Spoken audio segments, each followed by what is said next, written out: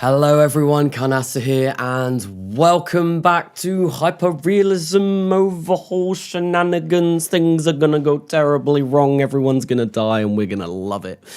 Yeah, my chair is a little bit, there we go, that's more where I should be. But hello and welcome everyone that's already been in the stream. Chill Guy, Katniss, Christian, Shay, Two Pancakes, Danny Pose Games, X33, Ziggy Kerman as well. Hello, welcome everyone. We are back in RP-1, and what we're going to be doing today is maybe designing something that goes interplanetary. Hopefully trying to do our first rendezvous as well.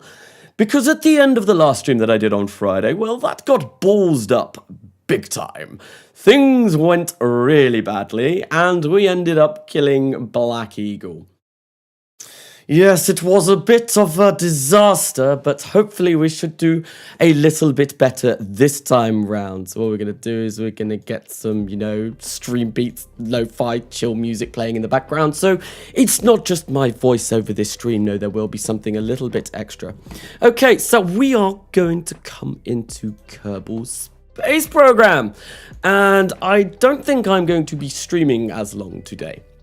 Now, the reason why is because obviously I started my new job today, so I'm quite tired anyway, and I've got a lot of stuff that I need to do. I've got half of the editing for the next episode of Coming Home to finish that I want to be releasing tomorrow.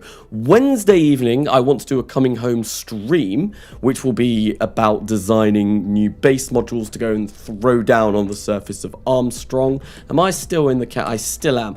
I need to get rid of me when I start recording. And yeah, there's just a lot of things that I need to do. So I'm hoping maybe we can do about a 3-hour stream, maybe, rather than the 4 hours. We'll see how it goes and see what happens. But anyway, as I have mentioned before, this is going to be made into episodic content. So I am going to hit start recording, and I am going to go away until something really bad happens, and I'm sure I'll be back. Nani? Yes, Black Eagle Gaming, I am terribly sorry. Mistakes were made, Kerbal life was lost, and it was all really rather bad. I do profusely apologize, but you got stuck in orbit. And because of that, well, you ran out of life support and died because I made a few mistakes, which hopefully we are going to rectify and not kill Chris Kerman, because that's what we're going to be launching next.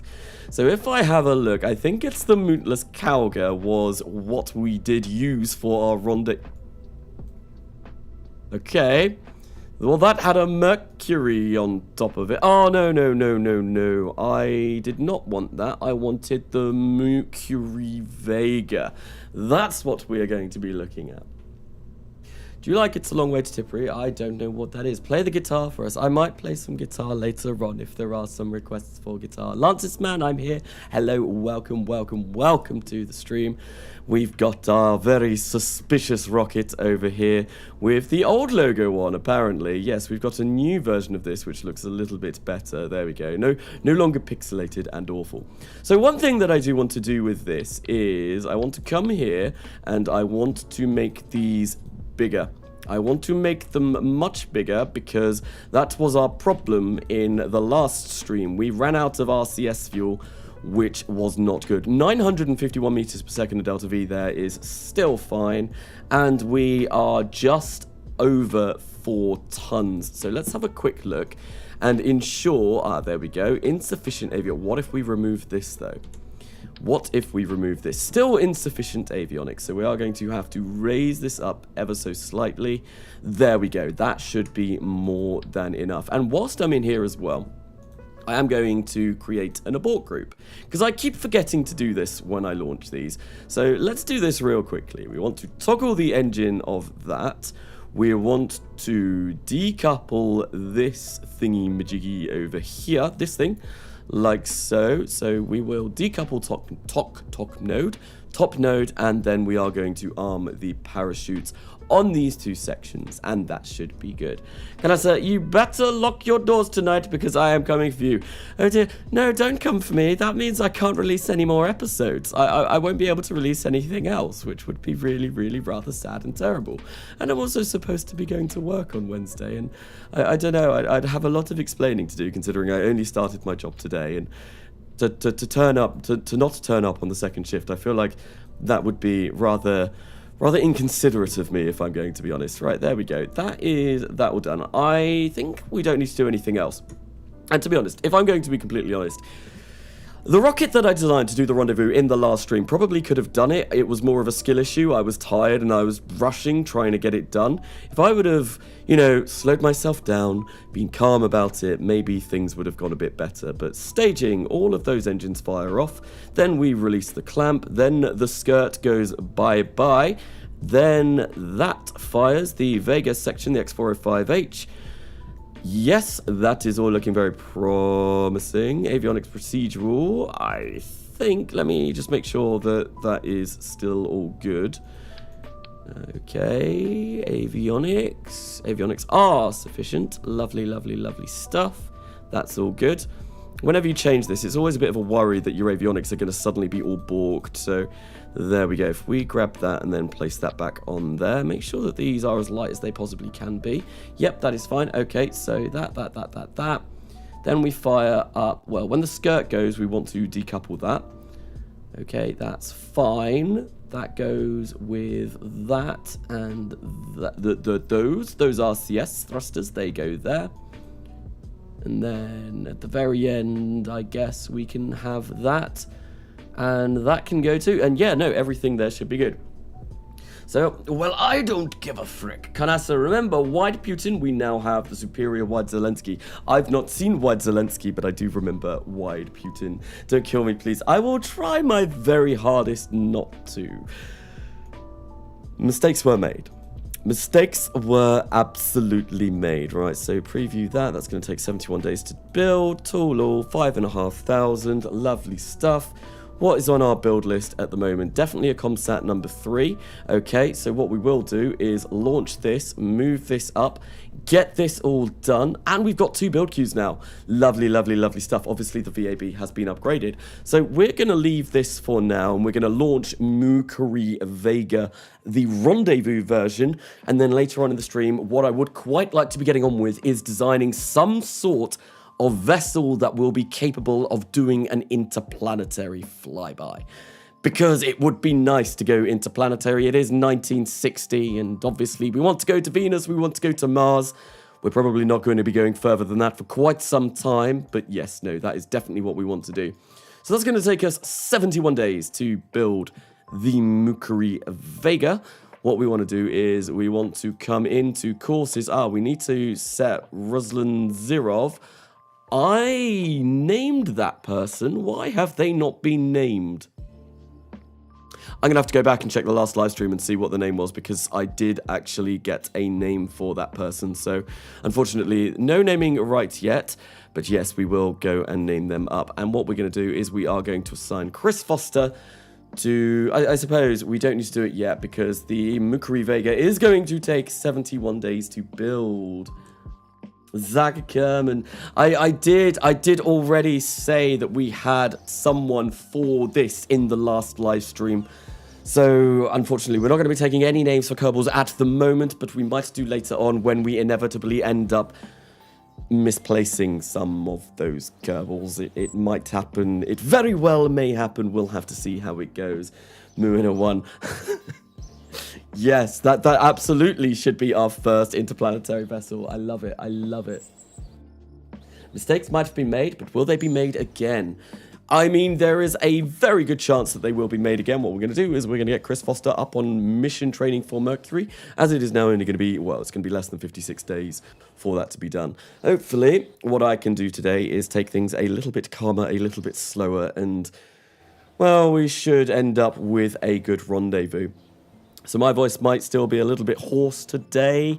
I was talking all day today in my job, so that coupled with the fact that I've still got this bloody cough that just won't go means that, yes, I might be a bit hoarse. I'm very, very much looking forward to being fully recovered. Means I can do voiceovers for my videos properly. God, it does take a while. I can't skip any faster than this because Principia says no. I know some people have said or recommended getting better time warp. I do need to look into some more mods that I might get for this series. At the moment, I'm not really adding anything because, well, I've not really had the time, if I'm going to be honest. Can I, sir? Do you have ground clipping issues with Canaveral HD, or have they been fixed? There is no ground for Canaveral HD. That's never been added. It's all water. So there is a little bit of ground around the Space Center, but most of this is just decorative, and yeah, you will just clip through it. Regarding like clipping through where you shouldn't clip through, no, I don't think I have. But I don't know about the ground clipping. I don't know why that's done. It's probably just like it's quite hard to fully match the mesh to the ground. I think Katniss might be in chat, and Katniss was obviously the one that did the original Katniss's Cape Canaveral. So Katniss probably will know a little bit more about that than me, if I'm going to be honest. Right, so we've got, we're not going to hit our Mars transfer window, I don't think, because that's in 54 days. We might be able to very quickly build something, but to be honest, I just want this rendezvous done. This rendezvous is going to be important. If we fail this, we lose, quite frankly, a rather alarming amount of money, a rather large and alarming amount of money. So we want to get this done. Anyway, we have the Mukuri Vega all built up. We're going to launch this. Chris Foster will be the pilot. Hopefully, this will be our first rendezvous today. Kanasa, no, it's Katniss's bedtime. He can't help because his mum said so. Oh dear. Did Katniss tell you that on the Discord? If you don't know about the Discord, definitely go check out the Discord. Great community, lots of people on there. We are talking about setting up a Lunar multiplayer server as well for people over on the Discord. So, you know, multiplayer KSP, what's not to love? I've never tried it. I probably will do it at some point. We'll have to see how it goes. But yes, no, we are in the process of setting that up at the moment. And potentially servers for other games as well, if people are interested in that. It'd be quite fun. And I would like to get on a multiplayer server, maybe whack BD Armory on it and go around blowing some stuff up. Because what's not to like about going around and blowing stuff up? Right, let's go get our comforter, our launch tower. This gives me great comfort. Without that, I feel like all of our launches are going to be a complete failure. Talking so long, coughing does occur. Right, okay, we want to find, there we go, unfortunately, that's Mukuri Vega up there. Well, yes, Black Eagle, your body is in that capsule. I'm terribly, terribly, terribly sorry. But what we're going to do is we're going to go to the rendezvous target. The really annoying thing, right, really annoying thing about the rendezvous in the end of the last live stream, we were 5 meters away from the target at one point. But due to the fact that we were going more than 2 meters per second, or we were going like 1.6 meters per second, we did not complete the contract, which was very, very, very upsetting. But we are going to try and complete that with this. So we're going to want to launch into the plane of the target, which happens to be in 6 minutes. That's glorious. That's absolutely fantastic, and unfortunately, MechJeb Ascent Guidance with Principia doesn't really do well here. So what we're going to do is we are going to wait until that gets down to pretty much 10 seconds, and then we are going to launch this ourselves. So yeah, if we get to 13 seconds like so, I'm going to hit abort. We're going to select our current inclination, and then we are going to engage autopilot, and in 3, 2, and 1, we will have a successful launch of the Mukuri Vega, hopefully. It's very slow to get off the pad, isn't it? It does a little bit of a wobble, which is a little bit concerning, but it's fine. So, for me, the rendezvous contract is broken. It wouldn't complete even after I docked a Gemini and a Nagina. Oh, okay. That's interesting. I wonder if I did get close enough at the end of the last stream and maybe the contract is just bugged. I'll see if I can get within 20 meters this time, and if we can, you know, slow ourselves down to a complete standstill, and if it still doesn't complete that way, I think it's fair to assume that the game is balked, and what we're going to need to do is just auto-complete that contract, which will be a shame. Vilnira. Wait, Vil is cow, isn't it? I'm thinking of venison. I'm getting my V's. Veal is baby cow, from what I remember. Venison is deer. Venison is very posh, rich meat. I've had a venison burger once. It was very nice, but I wouldn't have that every day. Mariner 1. I think we will definitely be calling our first variant of our interplanetary vessels Mariner, because that you know, that's just thematic. It fits. It goes along with the theme. Right, let's kill the HUD, or get rid of the HUD. Who? Hello, what's that? N9. Ah, at the same time. Imagine watching this at school. Are you watching this at school? I finished school a very long time ago. I can't remember how school was. To be honest, I mean, I'm still at university. I study still, but yes, it has been quite some time since I was at school. Marslander Mooking 1. I think you should cheat it if it fails next time. Yeah, if we fail because I've ballsed it up, then that's fair enough. However, if it fails due to the fact that something has gone terribly wrong within the game, and things just aren't as they should be, then we probably will auto-complete it. Right, I think I'm gonna risk a little bit of physical time warp here, because obviously, like I said, we're not going to be streaming as long today. We're only going to be streaming maybe at max 3 hours, so in order to get as much done, well, we want to be time warping, or at least skipping through a little bit of these shorter sections. But any second now, we are going to rip this skirt off the Atlas, well, in 14 seconds, and hopefully the sustainer stage, the core stage, will carry us on to orbit. There we go. Lovely, lovely, lovely stuff. That was, oh, well, I'm thinking completely successful. We yeeted away our launch escape system as well. We didn't need to use that today, which is always very nice. Venison's deer in it. Yes, venison is deer. I was getting confused. Someone said veal, and I think veal is baby cow from what I remember, but venison is deer.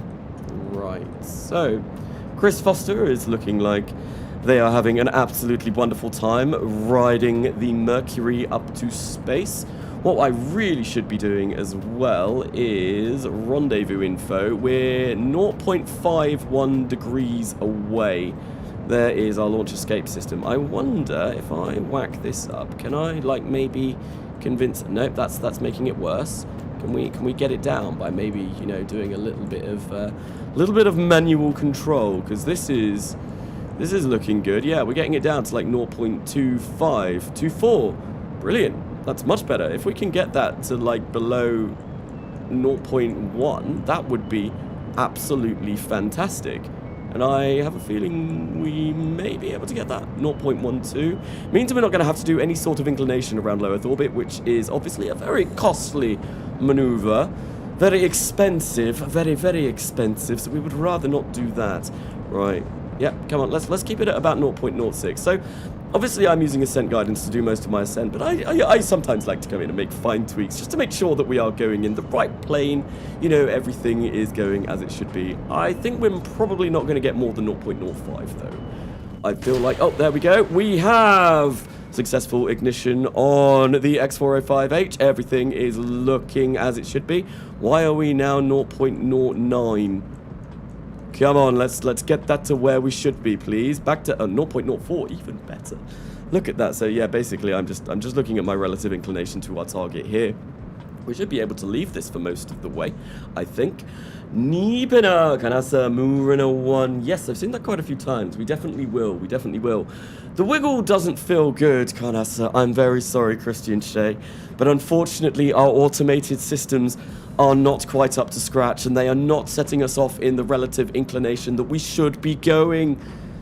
Because for some reason, MechJeb Ascent Guidance does not like launching into the plane of the target when you have Principia installed. No, it's a little bit janky when it comes to that. Right, let's do the dance of the Atlas, the dance of the Mercury, and get back into a position that we want to be. Lovely. Now we just have to burn this for an extra 100 seconds, and hopefully we should be in a nice orbit around Earth. I almost said road then. Obviously, a lot of the voiceovers that I've been doing, a lot of the episodic, or pretty much all of the episodic content that I've been doing recently has been to do with Beyond Home, which is a fantastic planet pack. It looks very, very, very good. I really do enjoy playing that series, and I'm very excited for the things that I got planned out in that series. And like I said at the beginning of this live stream, on Wednesday I feel I will not be streaming this. I will be streaming some Beyond Home due to the... Oh, no, that's the wrong way. Oh, there we go. Oops. Let's get back there. Yes, because it's been a while since I have streamed any Beyond Home, and there is quite a lot that I want to do. I am running out of all of my recorded footage, and that took me like an entire week to record, so I do need to find a way to get some more. Come on, let's go closer to the target, please. 0.06. We are now in orbit.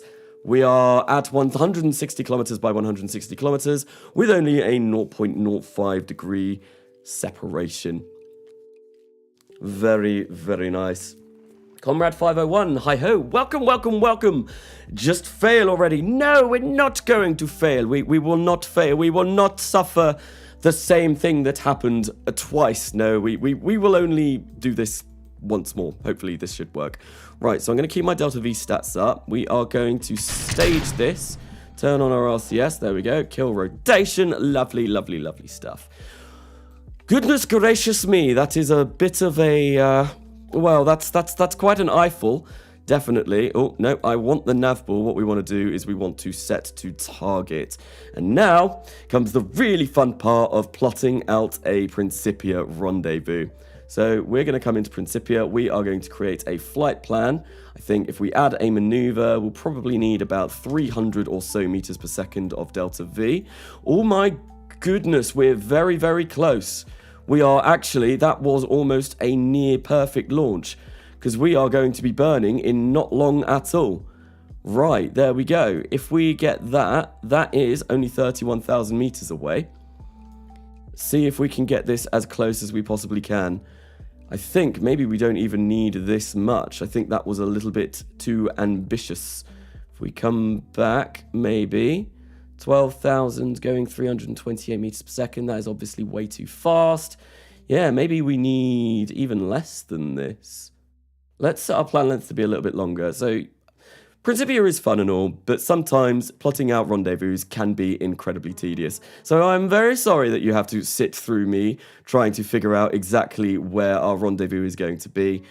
Yeah, it can take a while. And usually when I've done like Principia saves before, like I've done Principia on coming home, well, obviously all of that is sped up super duper quick, and we don't have to worry about me trying to plot this out, right? So because our inclination is ever so slightly different, we are still going to have to perform a bit of a normal burn, which is okay. Let's bring that down to about there. I feel like that should be okay. Just try and get this to within maybe 5,000, or maybe we can go a bit closer. This is looking good. This is looking very good. I think maybe get a little bit more of this as well. Let's just try and get it as close as we possibly can. And then we will also do a bit more of a burn. No. That's going the wrong way. Suppose the sending node is where we are coming away from it.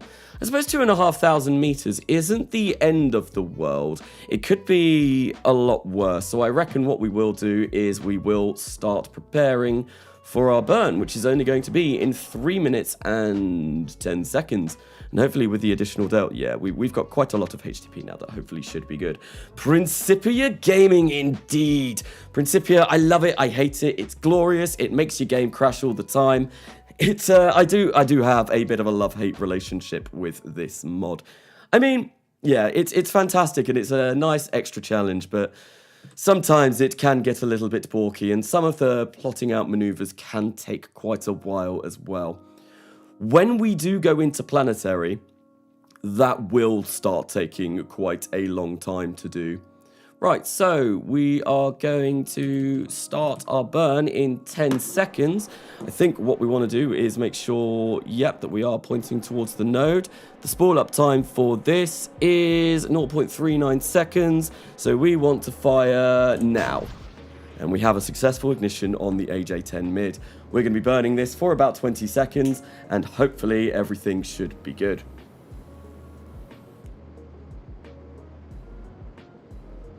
I am going to come to the map view though, because it's always much easier to see on the map view, especially if we do this. Kill rotation 1 and 0 and kill. And I think we overburnt that by quite a considerable amount. Oops. Ah, that's annoying. Okay, how far away are we going to be? 9,649. That's fine.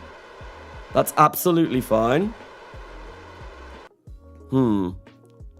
We've still got 758 meters per second of delta V left in this. So I feel like we should be able to do this.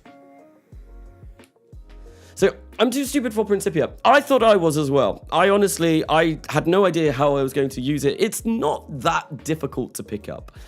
It sounds a lot scarier than it is. It really isn't all that bad. I suppose below 10,000 meters isn't the worst. I guess, yeah, we will probably circularize our orbit at 10,000 meters, slow down that our target velocity is going to be exactly the same. And then, yeah, we'll just do a little bit of a burn towards it, maybe. Hopefully. Yeah, that's what we'll do. This is what we shall do. We'll make our way over and hopefully everything should be good. So that is going to be in 27 minutes. And in order for us to match our velocities, we are going to have to start our burn about 20 seconds or so before we reach that. So I think I'll do it at 10 seconds before we get our closest approach. Once we are within that 9,000, we'll just flip, turn, burn towards it, and we'll see how close we can get. Right, so we are now a minute and a half away. We're going to come to target, go to relative velocity, and hopefully match our orbits, or roughly match our orbits. Principia is terrifying for my computer. Yes, absolutely. Principia is very, very, very scary for a PC. It is very, very, very CPU intensive. My CPU isn't the best. I've got an i5 9600K.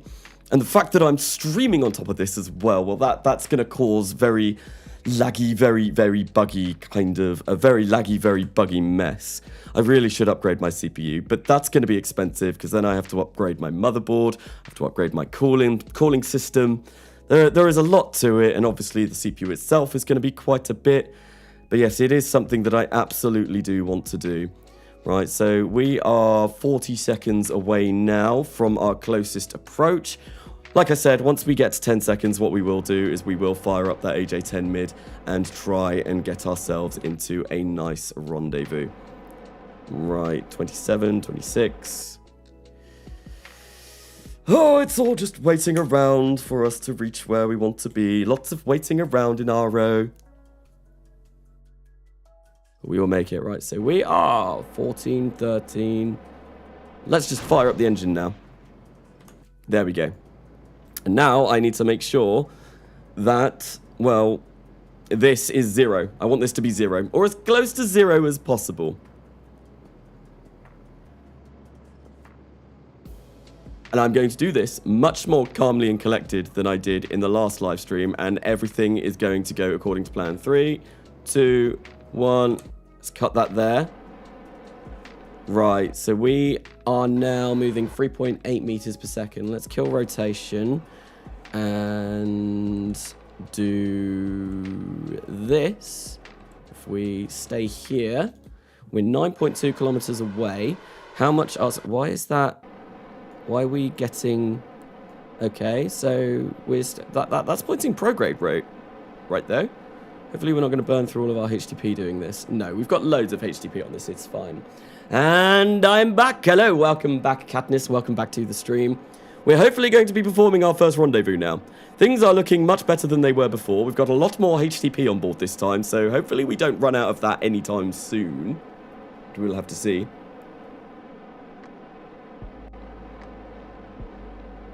What's a bit of a panicked overshoot between friends? Exactly. Look at Chris Foster down in the bottom right there. He is having an absolutely fantastic time. He has no idea what's about to happen. Right, so what we're going to do is we are going to point to the target and try and make our way over a little bit, because that doesn't seem to be going down anymore. And I think if we have a look, we are 9.179 kilometers away. If we say maybe move to about, we want to go down this way and we want to go this way, and say we kill rotation there, and start pressing H. That's actually going to... Our closest approach is getting further away.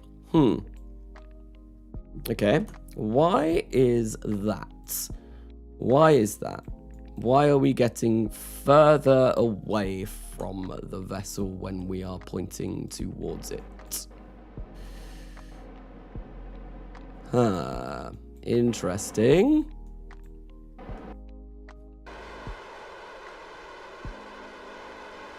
I'm a little bit confused right now. That's a she.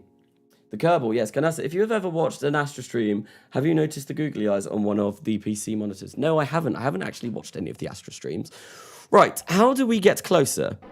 I suppose, like if we just point at the target, we're not getting any closer. We're getting further away. We've got 475 meters per second of delta V left in this stage, or 441. Let's just do a quick burn. Right, that is going to get us closer.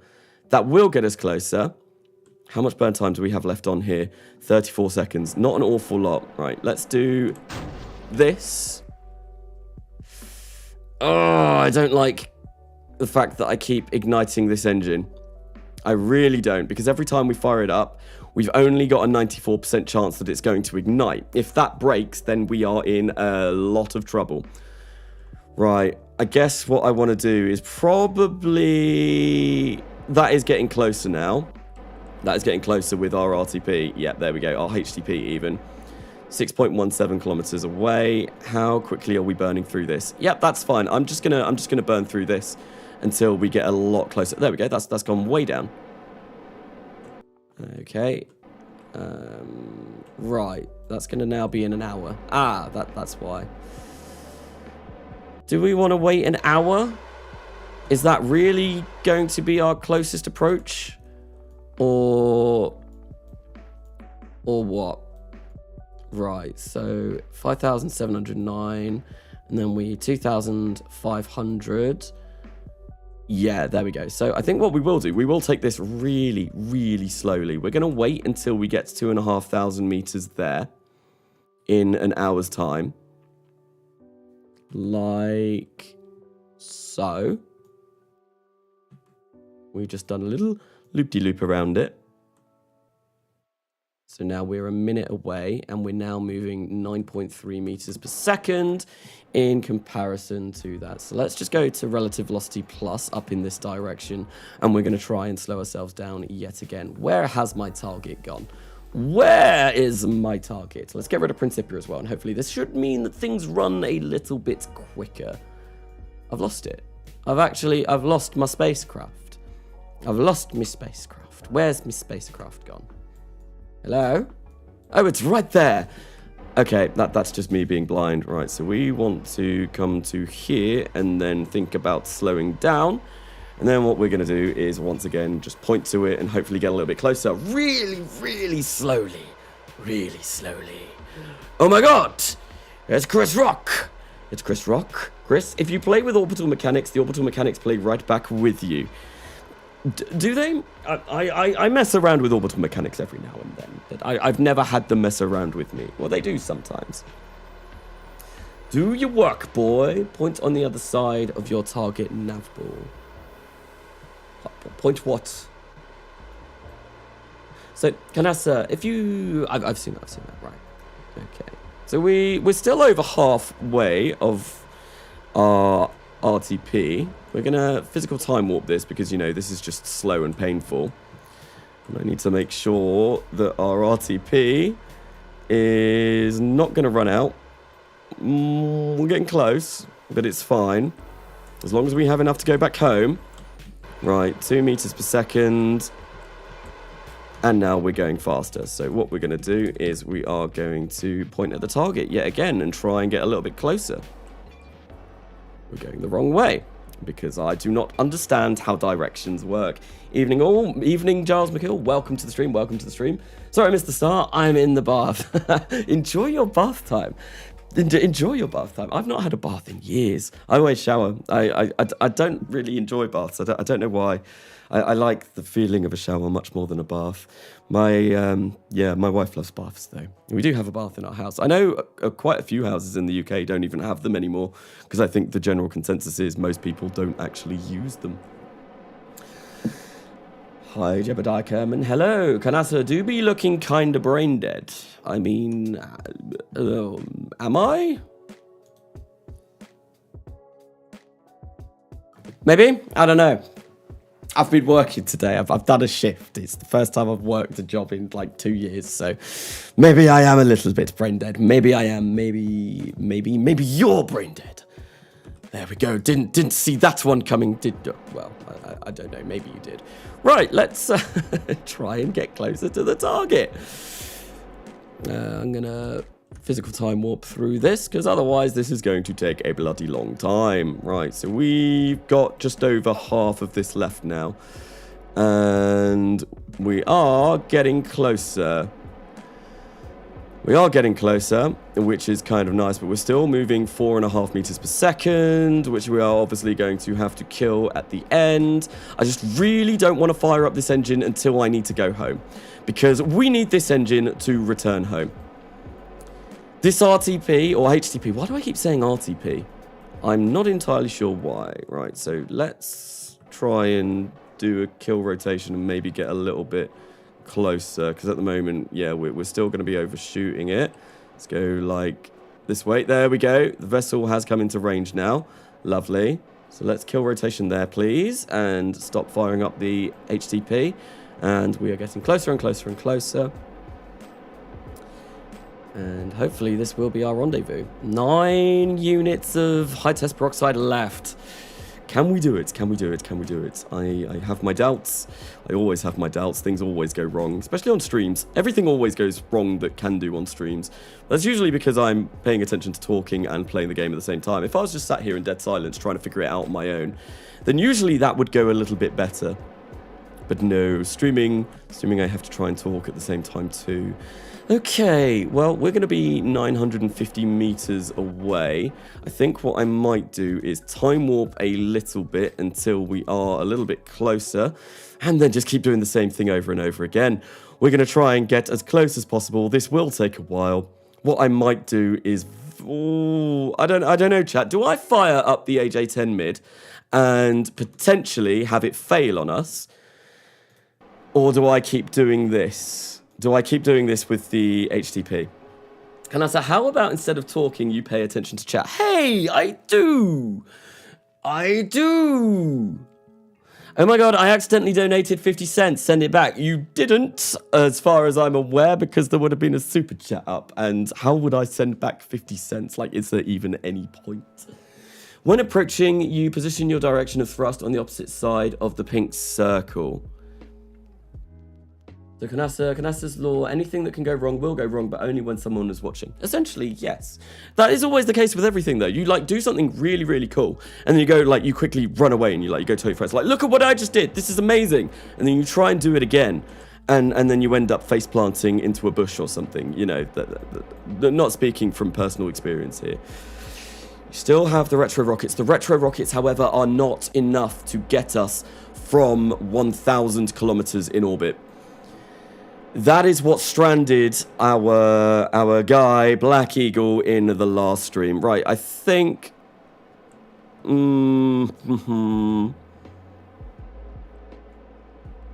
am running out of HTP quite quickly, so I think I do want to fire this up. Right, there we go. It fired. That's got us a lot better. Only 3.1 meters per second now. So I think, yeah, we will do this for a little bit. We will do this for a little bit. Just gradually ease our way forward, point at the target again. So you position your direction of thrust on the opposite side of the pink circle. So, but the pink circle is like pointing at the target, isn't it? Right, let's do a very, very, very quick burn over now. And we're going to be 400 meters away. We're going 7.3 meters per second. How much HTP do we have left? 5 units. That's okay. We're going to be... Oh, hello. Yeah, that's... What's going on? Oh, we're doing an autosave. Okay, fair. Let's try and wiggle this around a little bit. Oh, one good thing about Principia is that you can time warp and that doesn't shift its position, which is always very, very, very, very nice. Right, so 30 seconds. We are going to be... There we go. Let's quickly do a slowdown. And I keep shooting past it. This is what I was doing in the last live stream as well. I need to stop doing this because that's really silly of me. And I also need to make sure that we have enough Delta V left in here to actually get back home. That's going to be critically important. Right, let's fire this up. And fire that up. Oh, 1.2 meters per second. That's fine. That's not all that bad. Can we kill rotation and point at the target, please? And let's go for the target with 4.4. Oh, here we go. Right, this is fine. Everything is fine. We're not going to die today. We are not going to die today. We're all going to come back safe. We are going to complete the rendezvous. And everything will be good. Right, so we go here, and then what I'm going to do is fire that up. Oh, I overshot. I think as long as we get within, like, 100 meters, that surely should be okay, right? Let's slow down a little bit. And now we're going to turn around and burn this engine one final time when we get there. 3.21 bits of high test peroxide left in there. We do have a bit in there that we can move over, which I think I might do. We can transfer that into there. I believe we can. I believe we have the technology. In a pinch, get the stranded person to do a spacewalk to get your vessel. I mean, I can't do any spacewalks at the moment. I absolutely cannot, because I do not have the ability to go on EVA yet. No, at least you don't need a heater. Do we not? There we go. We are within 200 meters. Relative velocity. Let's wait here. And I think actually we're gonna take HTP and we're gonna move it from the Mercury capsule into 2 of these, and we'll transfer those across.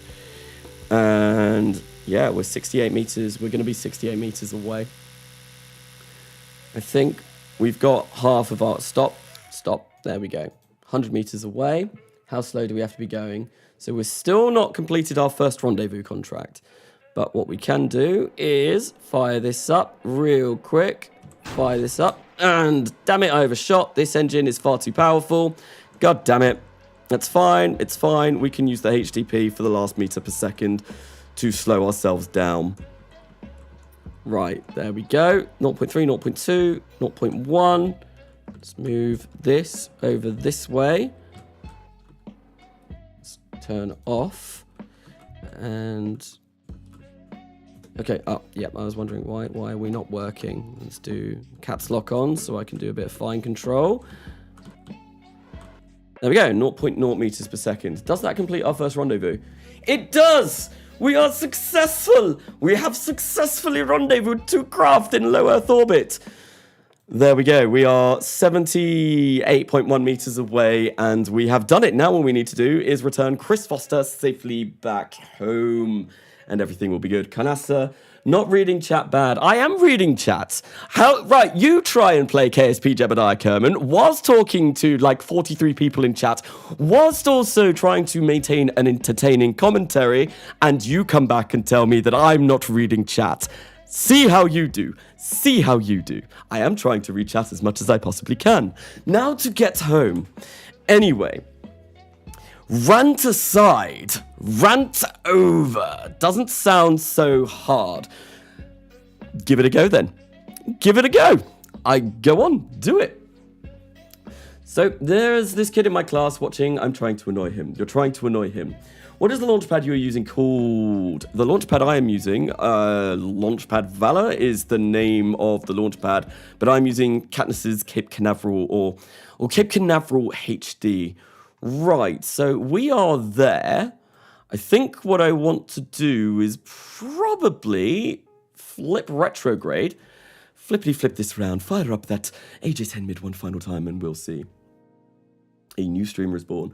Hi, Kanasa, how are you? Nice to see you stream again. What is going on? We have just completed our first rendezvous, and it's gone pretty well. Obviously, doing rendezvous with Principia do take quite some time. which is a little bit annoying, but we have got that out of the way. And now that we've got this out of the way, we are going to be getting an awful lot of funding. The funding is going to be glorious, and then we're going to be thinking about working on interplanetary vessels. Please, God, make him fail. No, no, no. That's me. Stop annoying me. Who's annoying who? Cat and rockets. We will eventually get to cat and rockets in this save. We are just going to burn here, and we are going to bring our periaps down over the Pacific Ocean, which should be okay. Hopefully, the heat shield will survive a re-entry from 1,000,000 meters, because that is a concern. Right, here we go. Let's please fire up. Yes, we have a successful ignition. Now we want to bring this down to probably about, I don't know, 0, I guess. We want to have quite an aggressive re-entry profile, but we also want to be careful with this. Right, so yeah, let's go for 0. Let's try 0. There we go. We are coming down in the middle of the Pacific Ocean. Now we've just got to survive re-entry. And re-entry is now a bit weird.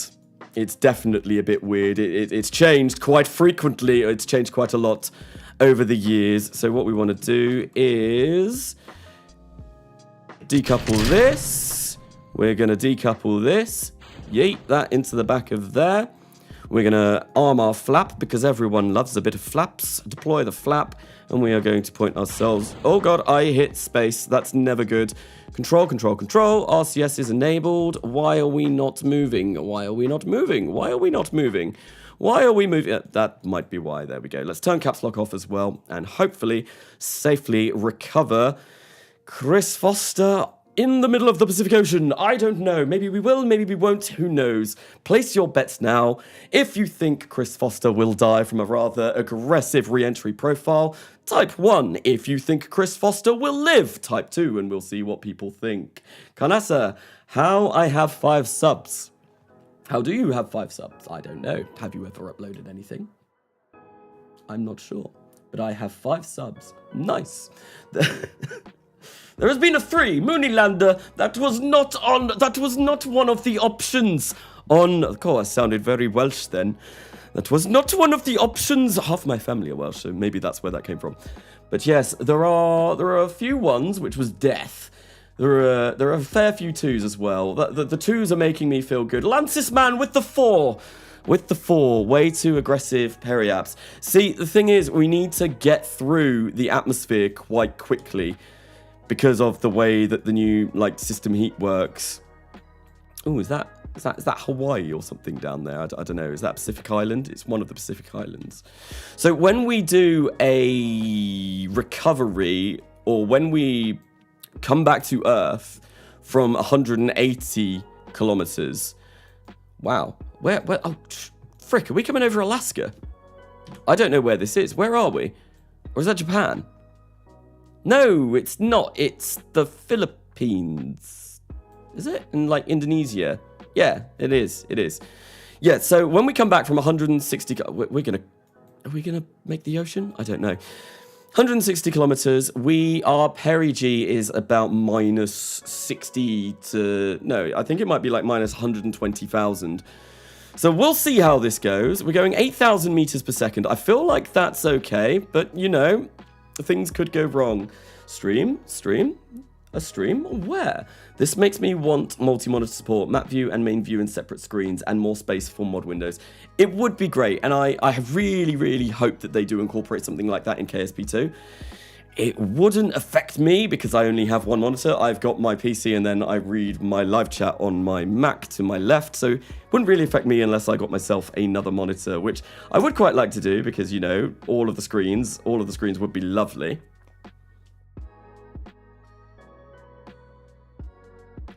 Right, we are going to physical time warp this, and I've just got my fingers crossed, I've got my legs crossed, I've got my arms crossed, I've got my eyes crossed, everything is crossed that can be crossed, and hopefully it does mean that we will be able to successfully bring Chris Foster back down.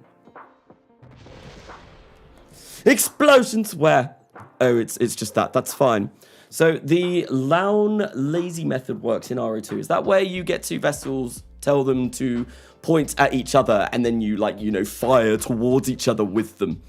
I think that's the Loun lazy method. I'm not entirely sure. I'm not sure if that works with Principia, though. I will literally drink water if it explodes. Don't take that dihydrogen monoxide. It's bad for you. It's dangerous. Everyone that drinks dihydrogen monoxide ends up dying eventually. Yes. Don't do it. It's no. Do drink water, ladies and gentlemen. Absolutely do. Keep yourself hydrated, and that's the point. I'm going to open up a drink whilst we watch this coming through. Just to wreck up more explosions. We've got heat things popping up.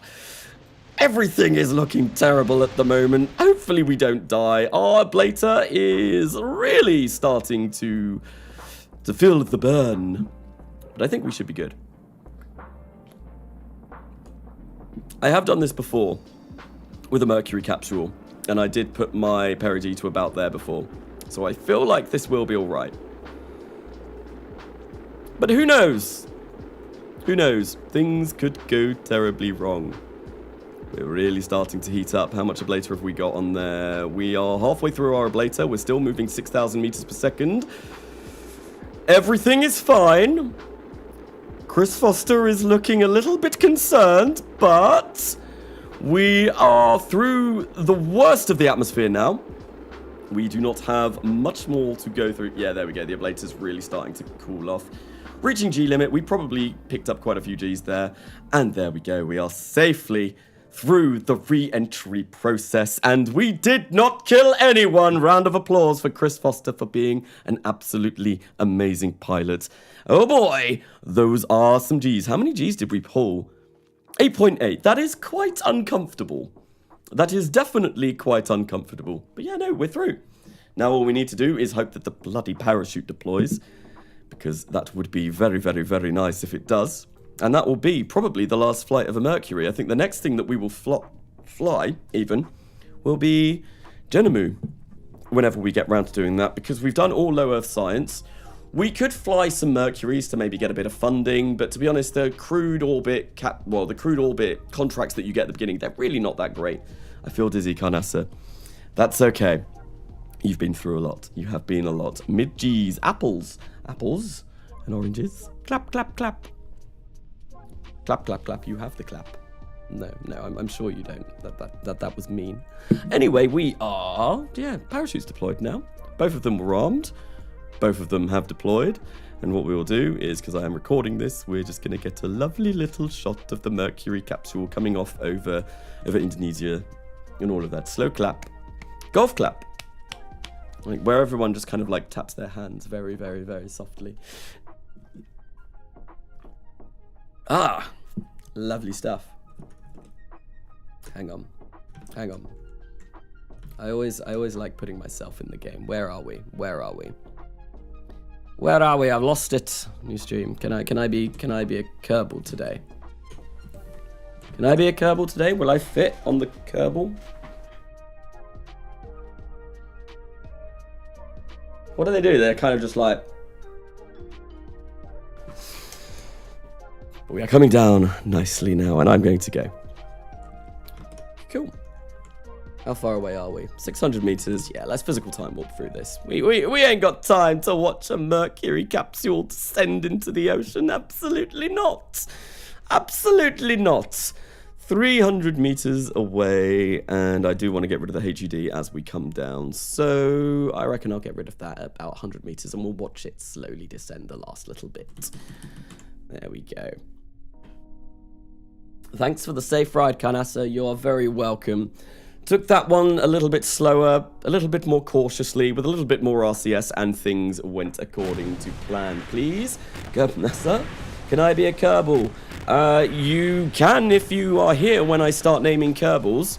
Basically, what I've said for this live stream series, if I need a Kerbal, I will shout into the live chat and say, I need Kerbals! Someone give me your name, and then as soon as I will read the list, and the first name that I see will be the name that gets named. So basically, the best chance of getting a Kerbal in this series is turn up to as many of the live streams as possible. Definitely not helping my channel out as well. Because obviously the more people that come, the more successful these are, which is always, always great. Right, so let's tick this. First rendezvous has been successfully completed, and that means everything is great. And we don't have any contracts left. So we are going to recover the vessel. We'll do a normal recovery. And now I think what we are going to do is probably go into the vehicle assembly building and see if we can work out any interplanetary style of designs. Black Eagle Gaming, give me a new Kerbal. I would, but you were the first Kerbal in space anyway. You have that honor. At least you made it to space. We're not really going to have that many Kerbals in this series due to the fact that we're going to be stopping the series once we land on the moon. So I imagine there's probably only going to be like 7 or 8 in total, if that. So we'll do 3 Lunar maybe. Like we'll probably get like 4 for Gemini. So yeah, there'll maybe be 10. So at least you made an appearance, Flopper. Have I seen the new range of animations Kerbals can show in KSP 2? Wasn't that a video that they released a very long time ago? I've still not seen the one that they released last week. I really need to do that. I've just had such a busy weekend doing everything for my dad's birthday, for my bandmate's birthday, starting work today. I've not really had the time to go and do anything. And even at the end of this stream, I need to go and do some courses for my job. And I also need to edit Coming Home Redux, the episode that I want to release out tomorrow. And then I've got to stream that on Wednesday, and there's so much to do. And breathe. Right, okay, so we've got a concept being built up at the moment, which I think is going to be for a communications contract, of course. Do I have the ability to upgrade this? Requires improved communications. No, when do I get that? When does one get improved communications? Quite a long way off. Okay, that's fine. It's not the end of the world. Tiger Roman, I don't know who that is. I do not know who that is. Can I be one of the Kerbals to land on the moon? We'll see, Christian Shea. If you're still a Kerbal by that point, then absolutely. We will probably, maybe we'll do a few lunar landings and we'll try and get the whole fleet of Kerbals that I've got up to that point actually landed on the moon. And then once we've done all of that, that will probably be where the live stream series ends. Okay, so we can't get any more improved communications. That's fine. What I'm going to do is I am going to work out any transfers that are going to be coming up soon to Mars or Venus, because we're not going to be going anywhere other than there. So we're going to go for a 28.6 degree inclination, type that into transfer window planner, and we're going to do a flyby, and we will plot it. Oh, hello, we've got Mars in not very long.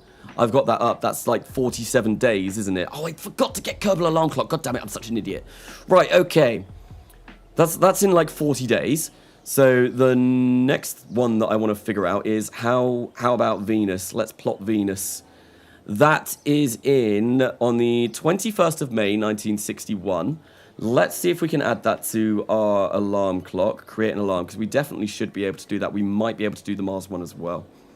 So this is going to be Venus, and we want to copy transfer details and whack those in there. And then with that, I want to figure out how many days that's going to be. So that's going to be less than, so what if we go for like 300 days? So that is the 4th of June, so that's a bit too much, 290 days. 25th of May, where do we want it? 21st of May, so we want 286 days. Lovely. And that is going to be our Venus transfer window with... Does it tell me the ejection? Yeah, longitudinal descending node. Yep, 296.03. We're going to add that. That is 286 days before we go to Venus, which we should be able to do. But I would also quite like to go to Mars. Now what we're going to do is, now that I've got those up, let's go in the vehicle assembly building and see if we can design something that will be capable of going interplanetary. Velera to Venus. Velas flyby. Typo. Oh, come on. What are you doing to your what? So how does one get the transfer window planner? I keep trying to resort to the MechJeb one. So there is on the RO Discord a transfer window planner with a plugin that enables you to type in your ejection inclination or your launch inclination. Because obviously if you're launching from the Cape, you have a latitude of, what, like 28.6 or thereabouts. So your lowest inclination that you can get, unless you do some sort of weird, wonky dogleg maneuver, is going to be 28.6. So the transfer window planner on the RO Discord is much better for working things out, especially with Principia, because the MechJeb way of doing those kind of transfers, it just does not work. Principia and MechJeb for transfer windows, all goes out the window, like everything goes wrong. So the transfer window monitor mod is definitely the way forward to do that. Let's have a look. What else have I missed?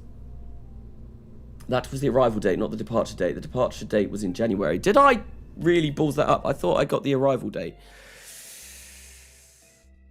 Oh, if that's the case, then I've really messed things up. That means we're definitely not going to be going for Mars, but it does mean that we may still be able to get Venus under our belts. Let's have a look. Right. Let's do this again, because obviously I am an idiot, and I have screwed everything up a big time. Right, we want to go to Venus. We want that to be 160. We want that to be 28.6. 28.6, final orbit, no insertion, flyby, plot it. That is the arrival date. You are absolutely correct. I am an idiot. And I wonder if I did the exact same thing for the Mars transfer window. So we are going to edit this, and now what we want to do is date of alarm. How do I set it so that...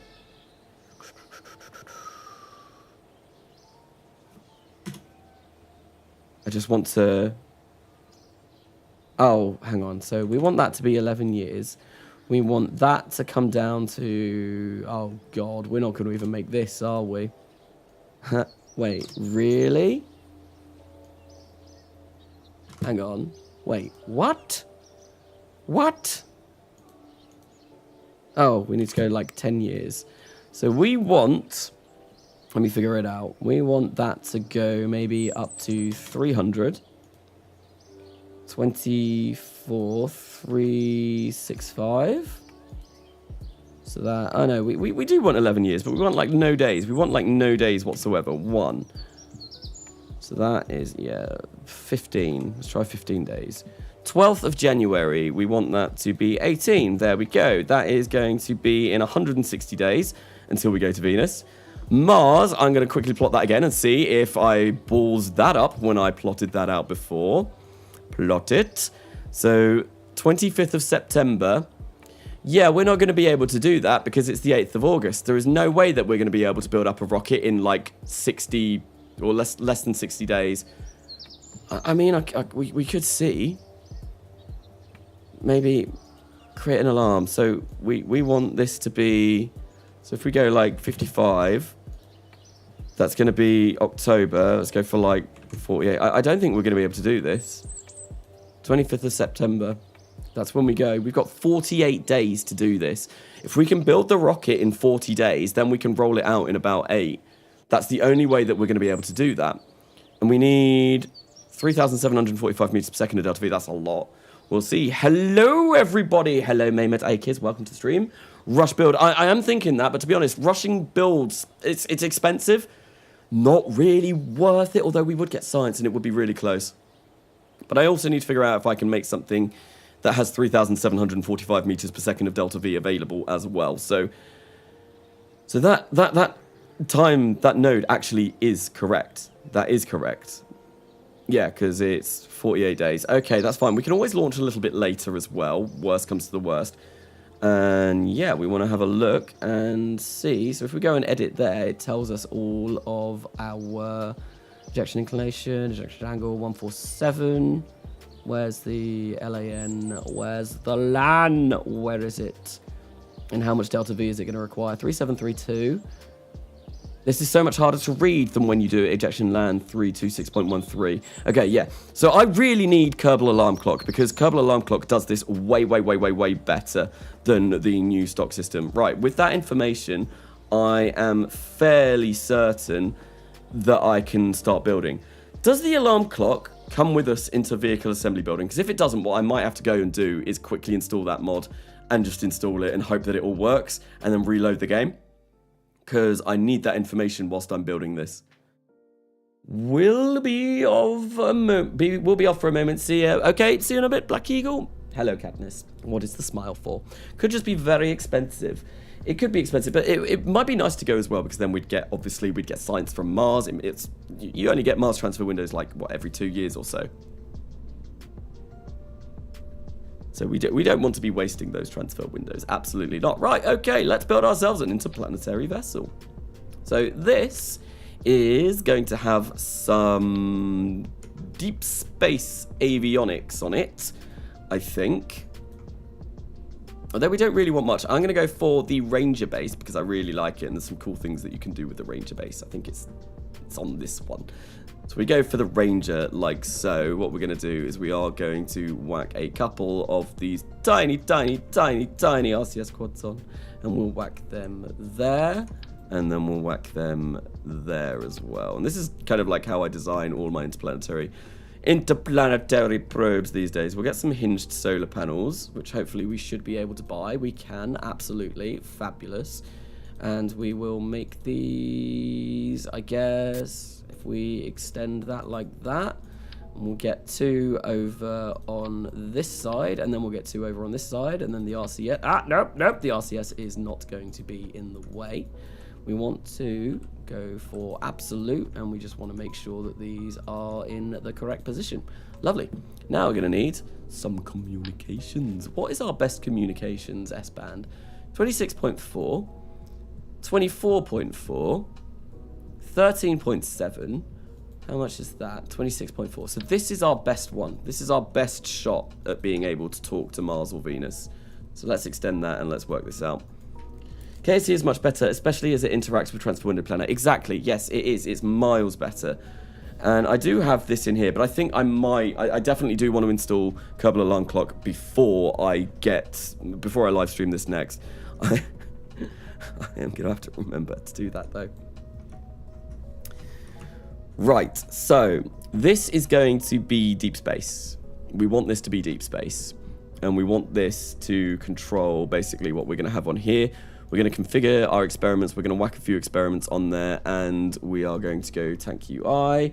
Probably put like maybe 4,000 or so in there, and that makes us less than 0.2 tons. And we get perpetual electric charge. Consumed. Only just, though. Only just. I think this should be fine. What we're going to do is we are going to come into configure experiments, wherever are they, and we are going to quickly try and throw as many scientific experiments in here as will possibly fit. Oh, we've got orbital perturbation experiments now. Ah, we need to launch a polar satellite and launch that like instantly, because then we'll be getting a slow trickle of science all the time. The solar panels are not level. Oh no, they are not. There we go. Much better. Thank you for that. Thank you for that. The question is there milk on Mars? I mean, we will find out. We will definitely go over to Mars and attempt to find out. We won't do it in this room because we're not going to be landing. This is just going to be a flyby. But who knows? Maybe there is. We'll get one of these infrared radiometers on there because they are good experiments to get some experiment fast. I'm not going to put a barometer or a thermometer on because I'm going to put that on separately. Radiation detector, I guess we can maybe take, but there might be some better things like the magnetometer and the mass spectrometer. I think we'll try and go for that. And I think as well, what I'm going to do is probably a lot of these will get removed eventually, trying to fine-tune my mass so that we can actually launch this, and we'll get an early TV camera on there as well. There we go, and we'll come into science, grab ourselves we'll get rid of this, move you over there, grab ourselves a thermometer, which we'll whack on left side like so, and then we'll get a barometer over on the other side like so. Lovely, lovely, lovely stuff. Awesome stuff. Okay, so that is all good.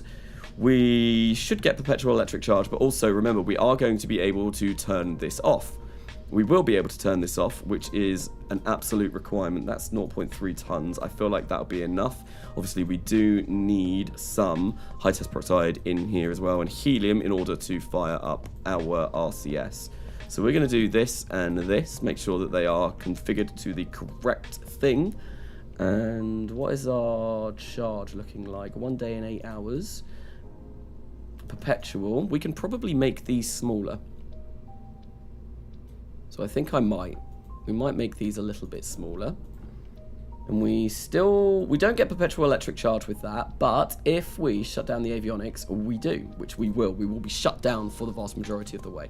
Now the other thing that we need to do is figure out, are we going to be able to chat to Mars? So if we come into antenna planning, and we'll just go preset Mars, no connection. Lovely. Is that with our biggest... So if we go to Madrid... Yes, we get no connection. Fantastic. So we need to raise this. So I guess... Yeah, it's only at our max distance that we get no connection. And we're not going to get any connection anyway until maybe we upgrade that to level 4. So if we go to Mars, level 4, so our tech level 3.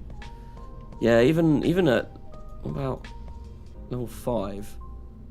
Really? Are you mad? Why is this Mars? Why is that all suddenly... Ah, we need to... Oh, I've gone for S. I don't want S. I want S. There we go. Let's go there. And we will just go for the vessel. Hang on. I've ballsed this up. Big time. Let's shut that. This is so much more confusing than how it used to be. How did you install RP-1 Express Install? I ticked a box and it installed it for me. I did a video on it. It was called, like, installing RP-1 in 2022. Be like, it's very simple. Very simple. Right, Mars. So, yeah, I've ballsed this up. I've really ballsed this up. We want to go for S. No connection. Where is...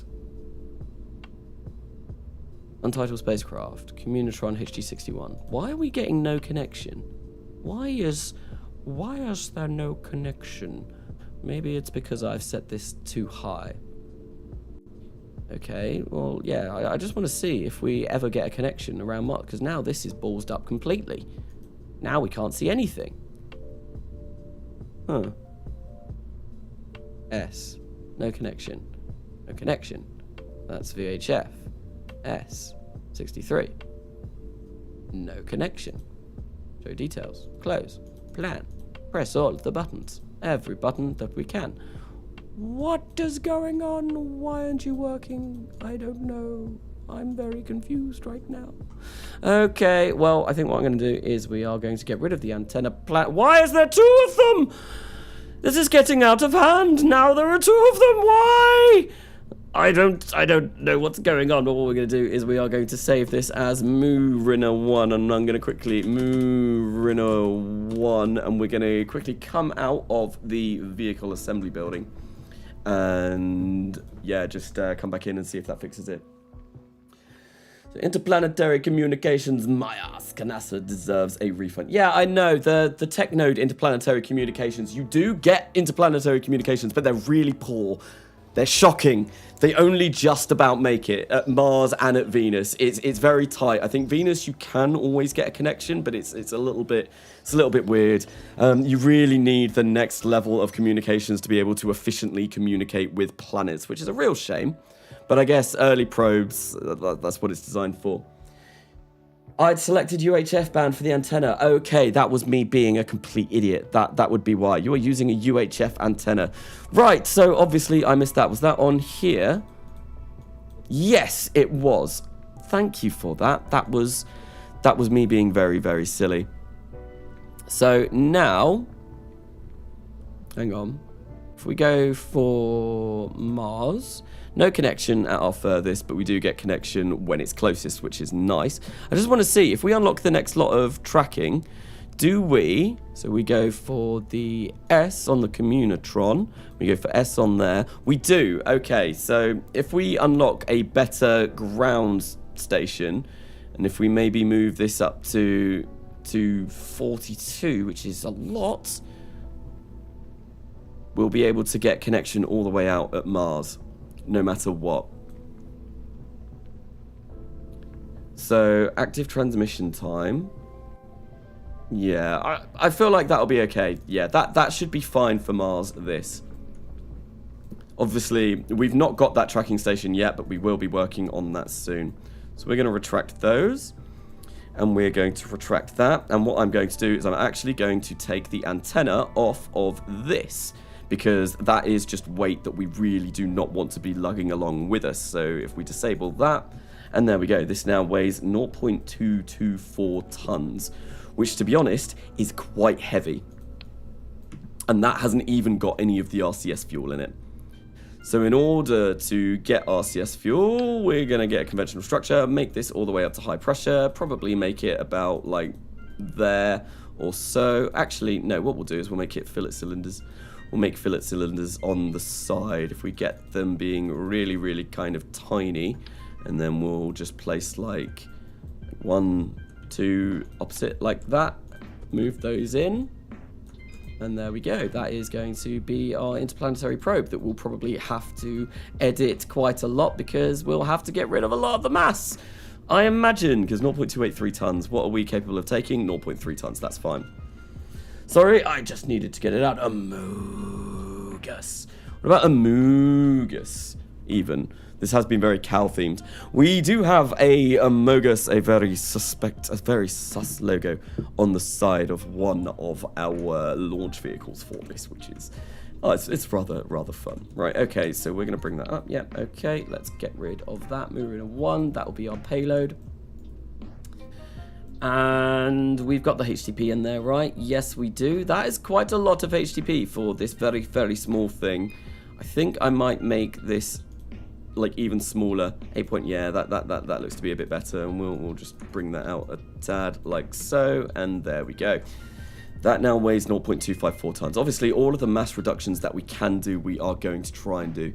So, we are now going to need a near-Earth set of avionics that is going to propel us on our way to Mars. And one thing that we could actually do, right, that might give us a little bit of delta V whilst we're out and about and doing our kind of things, is we could put a little thruster on here. We set this to be HTP. That adds us a little bit of mass. How much delta V do we get out of that? 127 meters per second. So that's not really going to do an awful lot, but it does mean that if we need to do like a tiny mid-course correction to get our flyby, then we will be able to perform that. And I think that would be kind of nice to be able to do. And I think what we'll do... no, it's sucked inside. It's been sucked inside. Oops. Oh no, now I can't get it. It's sucked inside and I can't reach it anymore. What a travesty. Right, okay. Yeah, we'll... I think I actually let's try this. Do something like this, absolute, so that we can try and make them at the same sort of height. That shouldn't interfere with these, hopefully. No, they have still got a bit of clearance. Then what we're going to do is we're going to grab one of these and we will whack this on the side like so. And now we weigh 0.3 tons. Brilliant. Oh god damn it, they're floating. They're floating. We don't want them to be floating. Absolutely not. That's very, very, very silly. Okay, well, we need to move those in. So we're going to go local and just plop those in, one like that, one like that. And I guess maybe we can get rid of some electric charge. So if we come into here, come up into tank UI, we will set this to be like 1,500. Like so, and there we go, we're under 0.3 tons. Brilliant, that's what we want to see. I'm sending a pencil into space. Good luck sending your pencil to space. I basically sent a pencil to space once. It was called the Falcon 9 rocket, and I landed it on the moon. Yeah, that was a fun little episode that I did quite a while ago. Right, okay, so that should be okay. I still think that might be a little bit too heavy, so we're probably going to have to take some adjustments later on. But for now, that will do us fine. So what we're going to do is we are going to come and make a decoupler. We will go for just the ring decoupler, and we'll place that there. We'll set the force percent to be 0, so we don't like yeet this off and completely change our trajectory, which would be terrible. Now with that being done, we need to make this near Earth avionics, and god damn it, you know what I forgot to do? Change this into a service module 2. That's going to make this a lot lighter. In fact... Whoa. That made it a lot heavier. Why are you such a chunky boy now? Why have you suddenly put on a lot of... Oh, because we've got 14,000 electric charge in there. Good lord. Absolutely not. We want to go for like 1,500. And there we go. It's now below 0.3. Perfect. Much better. Okay, right, lovely. Now we want to make this into a surface module 2. We want to go for near Earth because that's where we're going to be when we burn this. We're going to go for like 1.5 there. Then what we will do is get ourselves a conventional structure. I think we'll get a conventional structure, one of these. We'll make that aluminium high pressure, get that all the way up to 90, make that 1.5 meters in diameter to match the avionics that we've got. Bring the length of that down a little bit. Go for a lovely mount that looks kind of cool, that I really like, which I think will be the skeletal mount. I always use these because they just look really... God damn it, I got it! And I lost it! I lost it. It went away. Right, okay, Nova, direct, Delta 4, RT-107, RT-108. What, 45 degrees, skeletal. There we go. So, fillet is a type of meat from animal. Cows have fillets, they do. And then TD landed the Saturn V on the moon. Yes, he did. Did he also mention in, like, his video that... in that video, he was like, well, I saw Carnassa once again do this. Then I wanted to go and learn. Yeah, no. TD likes, like, taking things that I've done and then one-upping me. Absolutely. So I think I might be able to play KSP again soon. Ooh, very, very, very nice. What are you going to be getting up to? What are you going to be doing in KSP? So I think what we want for this is not the AJ10 series early. We could maybe think about the AJ10 series mid. That's got unlimited ignitions, but I feel like the Juno 4K is just all round much better. So I'm going to have a look at that, and we do have it unlocked. Well, we have all of them unlocked. I'm going to have a look at that and see sort of, no, we don't want an LL79, we want one of these. See what sort of Delta V we can get out of this if we fill this up. That we get, well, that's 4.7 tons, and we do not get enough. We do not get enough because we can't lift 4.7 tons to low Earth orbit. Although, that being said, this is going to be absolutely chock full of electric charge, which we do not need. So if we come to tank UI and maybe put about like 2,000 in there, that should be more than enough. We also need to put RCS on this.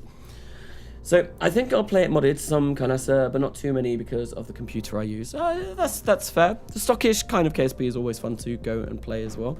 It's been a while since I've done like a really stock save, but I would like to maybe go back at some point. And there is something that I might do soon that will relate to the stock system, which I'm kind of looking forward to doing, if I get the time. Right, so 6 minutes and 8 seconds. How long does this burn for? 368. Let's go back to that. 6 minutes, 7 minutes and 30 seconds this can last. Right, glorious. But we have only 3,872 meters per second. And if we want to go to Mars, well, we need 3,732. So that would be enough to get to Mars. That would be enough. Unfortunately, the big problem...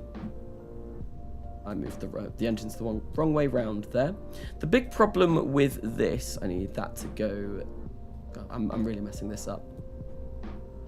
Right. 4,007 meters per second. So that's more than enough. But, yeah, we weigh 4.6 tons, which is way more than what we can take. We've got 16 hours and 12 minutes, though. How long do we have in the dark? 7 hours and 30 minutes. We can probably get rid of some more mass from this. So basically now, what this becomes is me trying to figure out where I can save mass so that I can get this to sort of a mass that we will be able to launch into low Earth orbit. And I've also forgotten to, you know, make this actually capable of launching this. So I think we want this to be like 4.6 tons. And yeah, this is going to be tight. Check your staging. Stock is boring. Stock isn't boring. You can have a good time in stock KSP. Everyone likes playing stock every now and then, right? I mean, I do enjoy coming back to stock every now and then. Right, so that's 3,858 meters per second. We can probably kill some Delta V by getting rid of those. Or gain some Delta V. And we can maybe do something like that. Yeah, that should probably be enough for what we want. That's still 125 meters per second. But once again, we only have 3,670 here, which is not enough. And we're still way too chunky for our largest launch vehicle to actually launch this. What can I do? What if I try a different engine first? And that's the right tank. Yeah, what if we go for the AJ10 mid? We'll give that a look, because I think the Delta V on this is actually slightly better.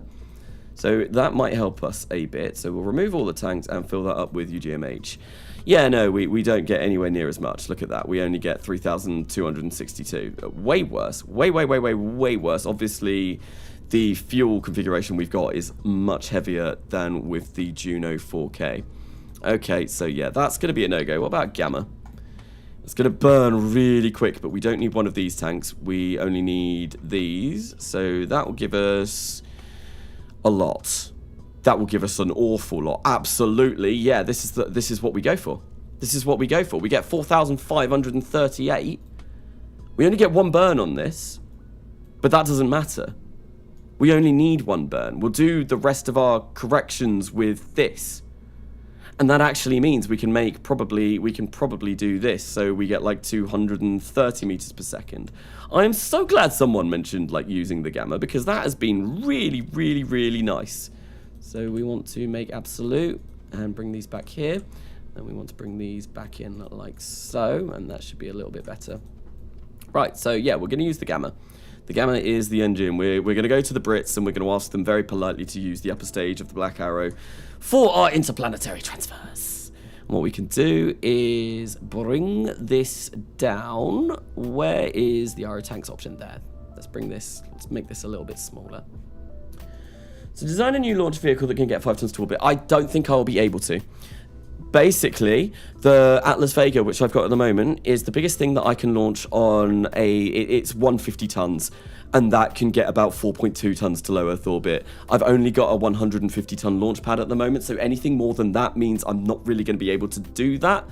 I think maybe we will design a new launch vehicle soon, because we do have a bigger launch pad coming up in 72 days. So launch pad number 4 is going to be capable of sending 700 tons to low Earth orbit. Or, no.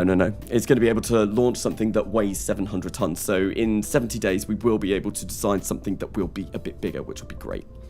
But at the moment, unfortunately not. This is kind of like our upper limits of what we can do. So I think maybe we'll get this to about there. 3,929, that's 200 meters per second over what we are actually going to need, which is fantastic. Yep, and then what we're going to do is we're going to get some bloody chunky ones of these, place these on the side, and probably kill... Yeah, no, I think that is a bit too big. I think that's a bit ambitious. We'll place 4 of these around here like so, and we still get 3,840, which is still a little bit over what I want, and this is still 3.6, which is great. And then finally, we're going to make these HTP, and we will grab this and use this in order to fuel up our RCS. And I think we'll do that, and we'll make these not that big. That is too big. That is way too big. And oh, look at that. Yeah, we're going to need to make this chunkier. We're going to need to burn the gamma 2 for a little bit longer if we want these to be a little bit bigger. So if we go for that, that is not an awful lot in each one, to be honest. So I'm not sure if I'm doing something false or you, because I'm able to get 5 tons to orbit with a rocket less than 350 tons. I don't have the 350 ton launch pad. I've only got the 150. The 150 is the biggest that I have. The 700, I went straight from 150 to 700. New challenge, 700 tons to low Earth orbit. Watch that new PC melt. I've done 700 tons. I've launched an entire Saturn V to orbit before. Yeah, I've launched a Saturn V to orbit before. I've also launched the Falcon 9 to orbit. So it's definitely... I think the biggest launch vehicle I ever made was 2,000 tons to low Earth orbit. Even in the next millennia, I think some of the biggest launch vehicles I've got in there are capable of doing like 500-600, which, yeah, is pretty insane. Right, there we go. That should be that all good. I do need to make this bigger. Oh my god, they fixed the thing where if you make these tanks bigger, it actually moves everything down. When you used to like change the length of these, basically these would move... These would stay where they were, and it would be super annoying. You'd have to go in and change them all over again, which is really... I'm so glad that they've done that, right? 3,903 at 4.2 tons. I think that might be a little bit too much, so we're gonna go about there. Just over 4 tons, really, I want. And 3,822. That should be enough to get us over to Mars, and also to get us to Venus as well. Hopefully, so we probably will send both of these off at separate times. Okay, I think that is all done. We can get rid of that, so that only needs to be about 4.05, which will give us a little bit more delta V. We only have 2 hours of battery life, which is a concern. That is problematic, because that means we basically need to burn as soon as we get to orbit. Because even if we turn this off, which I think do we have that done at the moment? Shut down avionics. We only get 6 hours of battery life. That's not an awful lot. Maybe we should put a little bit more in here, which might be smart. Because, yeah, no, that's only got 437. Let's go for, like, 1,000 and see what that does to our delta V. 3, it's not an awful lot. We do not want liquid oxygen in there, though. I think we'll go for 2,000, and that will give us a little bit of wiggle room. And we still get over 3,800 meters per second of delta V. And it's 4.022, which is more than enough, 4.05. For our avionics on there. Love you, mate. Thank you. Was that to me? If so, thank you. Thank you very much. I'm glad you enjoy the content. Oh yeah, I totally forgot about that. What was that? Oh yeah, what the Falcon 9 and Saturn 5s. That was a very long time ago, to be fair. I've not done any kind of crazy RO shenanigans for quite some time. Maybe it's about time I do something again. I can't let the Destroyer have all the fun, can I? I need to do something. It's just figuring out what I want to do next, really.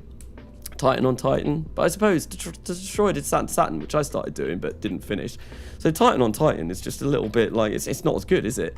Okay, right. That is, yeah, that is good. I think we're good. What we're going to do is do a bit of a quick paint job. So we've designed an interplanetary vessel. I wasn't sure if we were going to get to do that in this stream, but that's great. Right, so recoloring graphical user interface. We're going to get that to be white. And I'm going to get rid of the really horrible upper thing that I think looks absolutely disgusting. We're going to make that plain metal, and that will be good. I think what I'm going to do is I'm also going to make this just cryo, like so, and we'll give this black and white, as, you know, it is Mariner 1, so we definitely want the black and white color scheme. And recoloring graphical user interface, where are you? You are over there. We're going to make this orange because, you know, I always like the tanks being orange because I think that looks cool like that. I think that looks very, very cool.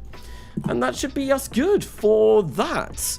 3,850 meters per second, which will be more than enough to get us to both Mars and Venus. Now what we need to do is whack this onto a Modlist Vega or Modlist Kauga and see if we can build this up in 40 days. Right, so we're going to tool all because, you know, no testing, no simulations, so we can't test this out. If I've forgotten something, then I'm an idiot. Hopefully, I've gone through my pre-flight checklist. We've got RCS that has got the correct fuel configuration in there. We've got an engine, a couple of engines on here to, you know, do a mid-course burn. We have the scientific experiments that we're going to want. We have solar panels. We have communications that has been correctly configured to reach Mars some of the time. Everything, I think, is looking rather promising.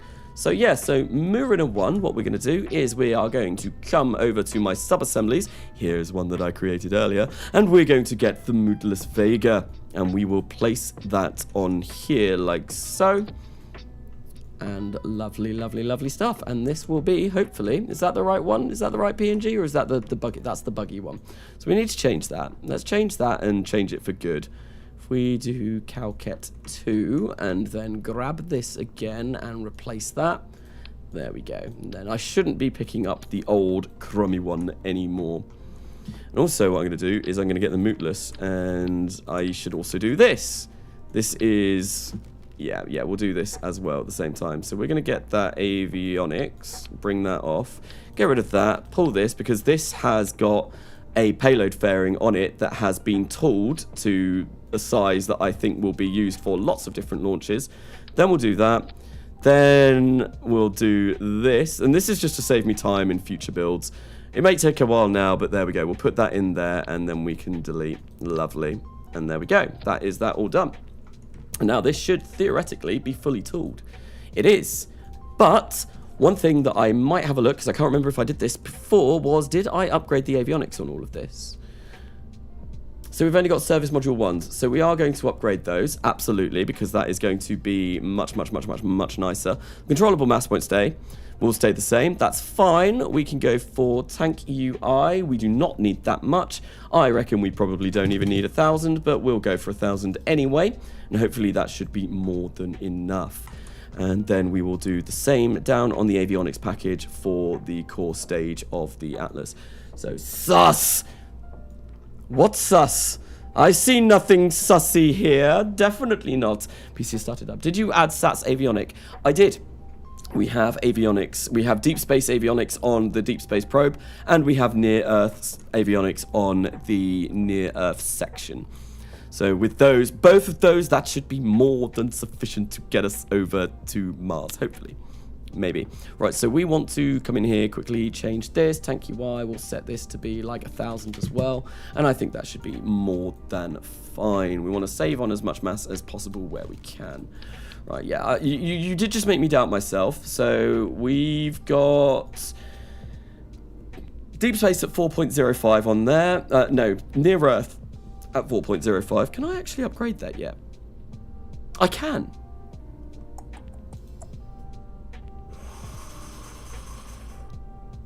Screw it. No, I'm doing it. That's going to save on loads of mass and loads of power. That'd be way, way, way, way, way better. It's going to cost us a bit, but yeah, we're doing that.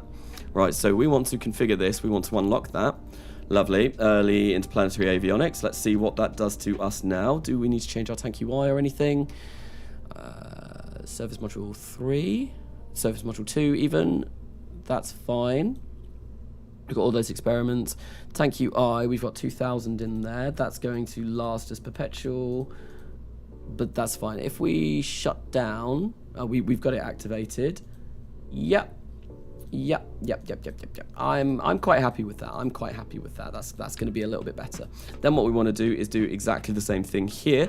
So we want to configure this to be near Earth. We want to go for early interplanetary avionics. We're going to switch to that. And we are going to... So this is now even less mass, which is brilliant. So we're going to go to like 4 tons there. And there we get... Look, we get loads. That just one little upgrade has really helped me out. Really helped me out. We get like almost an extra 100 meters per second of delta V, and we can lower this. We're not going to be using as much electric charge. Everything is looking way, way, way, way better. Our mass overall is much lower too. I feel like I will put this up to 4.01 though, because I feel like that is cutting it a little bit fine. But with that, everything is much, much, much, much, much better. Lovely. 4 tons to low Earth orbit. We can absolutely do that with this, and this should hopefully be able to go to Mars. What is being built or mooing now? At the moment, this is going to be our first ever interplanetary vessel, in which we are going to attempt to either do a flyby of Mars in 48 days when we have our transfer window, or Venus in, I think it was about 100 something days. So did you save enough delta V to deorbit the stage? No, we're a space litterbug. We are a space litterbug, unfortunately. Just because, well, it's just, yeah, I'm barely getting enough. Barely getting enough to get into orbit anyway. And to be honest, adding... these engines only have 1 ignition. Actually, no, the X405H has 3 ignitions. So we might be able to deorbit this stage. It's just whether we can still, like, yeah, we wouldn't be able to move it around. We'd have to add RCS to all of this, and it would just be a right pain. Right, so we are going to tool all. And that is going to be built in 56 days. Okay, our transfer window is in 48. Balls. So we need to get 16 days off of that. I think we can do it. It's going to be a bit costly. But I think I will rush build a couple times, and we'll see how that goes. We're going to save that as well, and we're also going to call this Moorina 2. And then this will be our one that we launch to Venus later on. I need to buy some things. Hinged solar panels. Okay. Acknowledge. Let's go get those real quick. So let's get this out of the way. One thing about RP-1, obviously, you're always playing with an incredibly cluttered screen. So hinged solar panels. We also need Communitron HD61 and the big thrusters. Acknowledged. So let's go do those real quick. We need those. One of those. Okay. And we need the communications device, which was the one that I used. Right, so we can launch that. We've got Mariner 2 being launched first, apparently. Lovely. And we're going to also build that too, or Moorina 2. And with that, we can leave the vehicle assembly building for now and go figure out what we're going to be doing with this. Cow, go, moo. Does it? What year am I currently in? Hello, Dominus. Welcome to the stream. I'm in 1960. We're in 1960 going for our first interplanetary. A little bit slower than I'd have liked, but I spent about an entire year trying to orbit the moon. Got into orbit in 1954, after I should have got into orbit in 1953. But yeah, no, we ballsed up lunar orbit a couple of streams ago. Really badly. I spent like an entire year just trying to do one lunar orbit because everything went wrong. So yeah, because of that, I fell behind a little bit on my times that I would have liked. But it's not the end of the world. We still should be able to beat history with lunar landings. We've sent up a crew. We've done first rendezvous. We've got quite a lot under our belt already. So we are going to rename this Moorina 1. And we'll save that up. We will move that up. And with that being done, it's going to cost us 17,000 each time we want to rush build. How much does that go down by? 6 days. Ouch.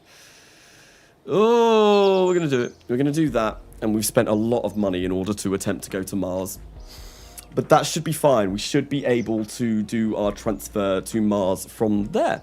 And that will be done in 41 days. Now, I've got 400,000 funds, and I've probably got a lot of contracts that I can have a look in picking up. So let's have a look and see what we do have in mission control.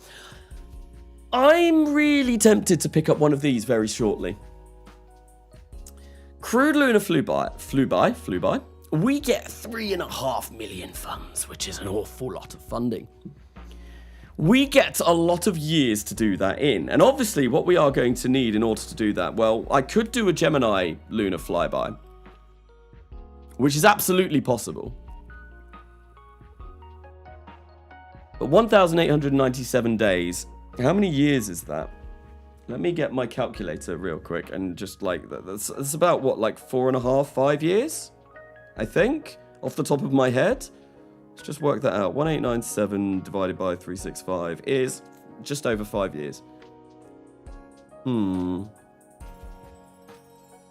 What did you do about your first kill? The body is still in orbit. I think at some point in the future, we will go and recover that. That might be something that we do in this series. We'll design something that can safely recover that capsule and bring Black Eagle home.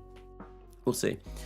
So 5 and a bit years. That means we're going to be doing lunar flyby at the end of 1965. And I suppose that should be doable. I would have thought we can get Gemini in less than 5 years. I would like to think. And that gives us an awful lot of funding. Like, we'll get lunar flyby and crude lunar orbit. We'll also get a load of money from doing Venus and Mars in that time. I feel like this is achievable. I feel like it definitely is achievable. So I'm going to do it. We're going to say balls to the friggin' wall. And, you know, there we go. First crude lunar orbit, first crude lunar flyby. Here we go. And we have now got 5 million funds. Which is beautiful. That's a lot of money. It's an awful lot of money. And I think what we are going to do with that, to begin with, first things first, we are going to come into here. We're going to build a new launch pad. We'll go for the 1,500 ones, which costs $1 million. So this hasn't got a name yet, but we'll just call this launch pad whilst it's being built 1,500, because I feel like we'll definitely need that to do crude lunar flybys. So we'll do that. Yep. Lovely. And with that being done, we've still got 4.4 million. What can I spend that on? I think it's probably high time that we upgrade research and development, so we'll get that. We'll probably upgrade mission control again as well, because, you know, that's great. Astronaut complex, we'll do that so that we can get Kerbals out on EVAs. So we've now got 3.2 million left. And I think the vast majority of that I'm going to spend on upgrade points. Yeah, that's what we're going to do. Now or never. Yep, it absolutely is. Did I get the Mars flyby contract? No, I have not. And the reason why is if we come into here, we do not need to launch a new vessel for this contract. It's one of the really key things about this contract. You do not need to launch a new vessel. So what I do for this is I launch a vessel, and then if I'm going to get that flyby, then I'll pick up the contract because I'll know that I'll be able to complete it. But at the moment, I don't know. So many things could go wrong, and I might run out of time for this contract. So I'm going to wait until I've actually got the trajectory plotted out. Then we'll pick this up, and then we'll get the money. which is great because, yeah, obviously no launch new vessel required for that. And I think that's because some of the bigger, like further away planets, like obviously like Jupiter, Saturn, Neptune, Uranus, all of the really far, I said Neptune and Uranus the wrong way around, all the really far-flung planets, they take so long to get to that the contracts would expire. So I'm not going to upgrade the VAB because that's 3.5 million. I know we get a massive bonus to our build rate and 3 build queues, but to be honest, I've only just upgraded it and I don't think I need to do that again. So I think what I'm going to do for now is really just pour money into upgrading our tech. Oh, we get the RL10 in 33 days. That's amazing. Oh, I love it when we unlock that engine because that just makes everything brilliant. And I've just spent all my money, so we're not even going to be able to bloody afford it. Although, no. We'll spend about 2.2 million on upgrade points, and then we will save 1 million for buying things like the RL10. Oh, smart Carnassa here. Am I smart? I don't know. Have you been watching these streams? They are... I don't know. Yeah, the last stream that we did ended in a complete disaster, and it was absolutely 100% skill issue. 100%. Because I could have done it with the design that I had. Hello, you alright? You sorry? Are you going to come in and speak in your really British accent? You got a fake British accent? Okay, right, well, anyway, we've, sorry, Alistair just walked into the room, so I had to say hello. We have got 110 build points. Research and development, I think I'm going to maybe put, like, 30 in there and the rest into the VAB. I feel like that is probably what we're going to do. So, yeah, we'll put 30 in there, and then the rest will come into here. So, let's get this build queue up a little bit, maybe to 1. And that should be fine for now. And then I'm just going to plonk loads and loads of points into there.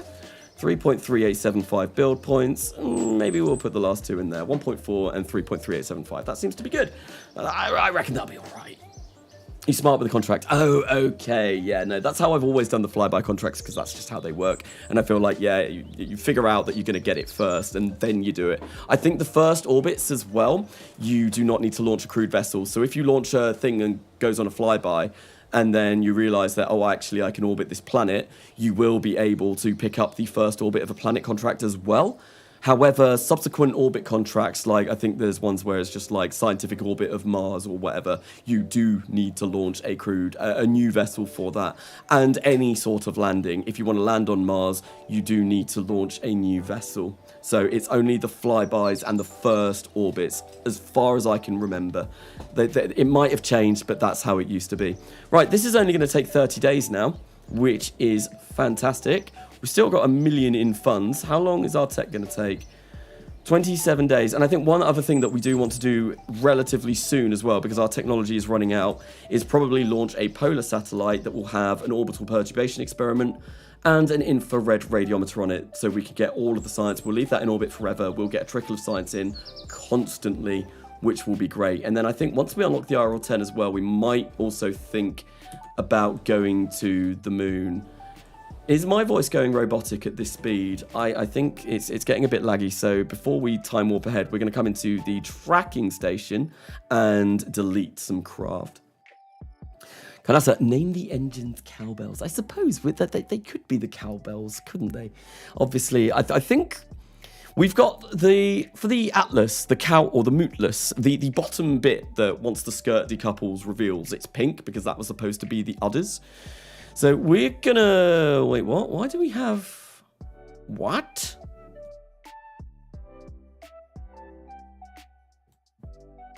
Okay. Why is there a... Why do we have a polar orbit? What the... Why do I have 3? What? I am very confused. That was our first, yeah. Why are they still in orbit? We recovered them. What happened? How did that happen? I am really confused. I'm gonna go and fly one of those and see exactly what's going on. Actually, Oh, I don't know. I'm not allowed to quick save or quick load. I don't know what to do. Because I don't want to go to them and then just them randomly be the astronaut back in there and then not be able to get them home. I don't want to destroy them just in case that's going to kill someone. But it shouldn't, because all of our astronauts should be... They should be safe and sound on Earth. So, Mercury Vega Rendezvous, that is the one that we need to keep. That was the one that we accidentally killed. So we need to keep that one. The one that we launched today has been recovered. Like, that's not on there anymore. I'm honestly really confused. Yeah, I'm gonna... So click the vessel and open the info panel bottom right. Yeah, let's have a look at that. So terminate that. Info panel bottom right. What, like, as in... What the hell? Well, it's lost charge, so like no one on there would survive anyway because the scrubbers wouldn't work. How? This is really weird. I'm honestly very confused.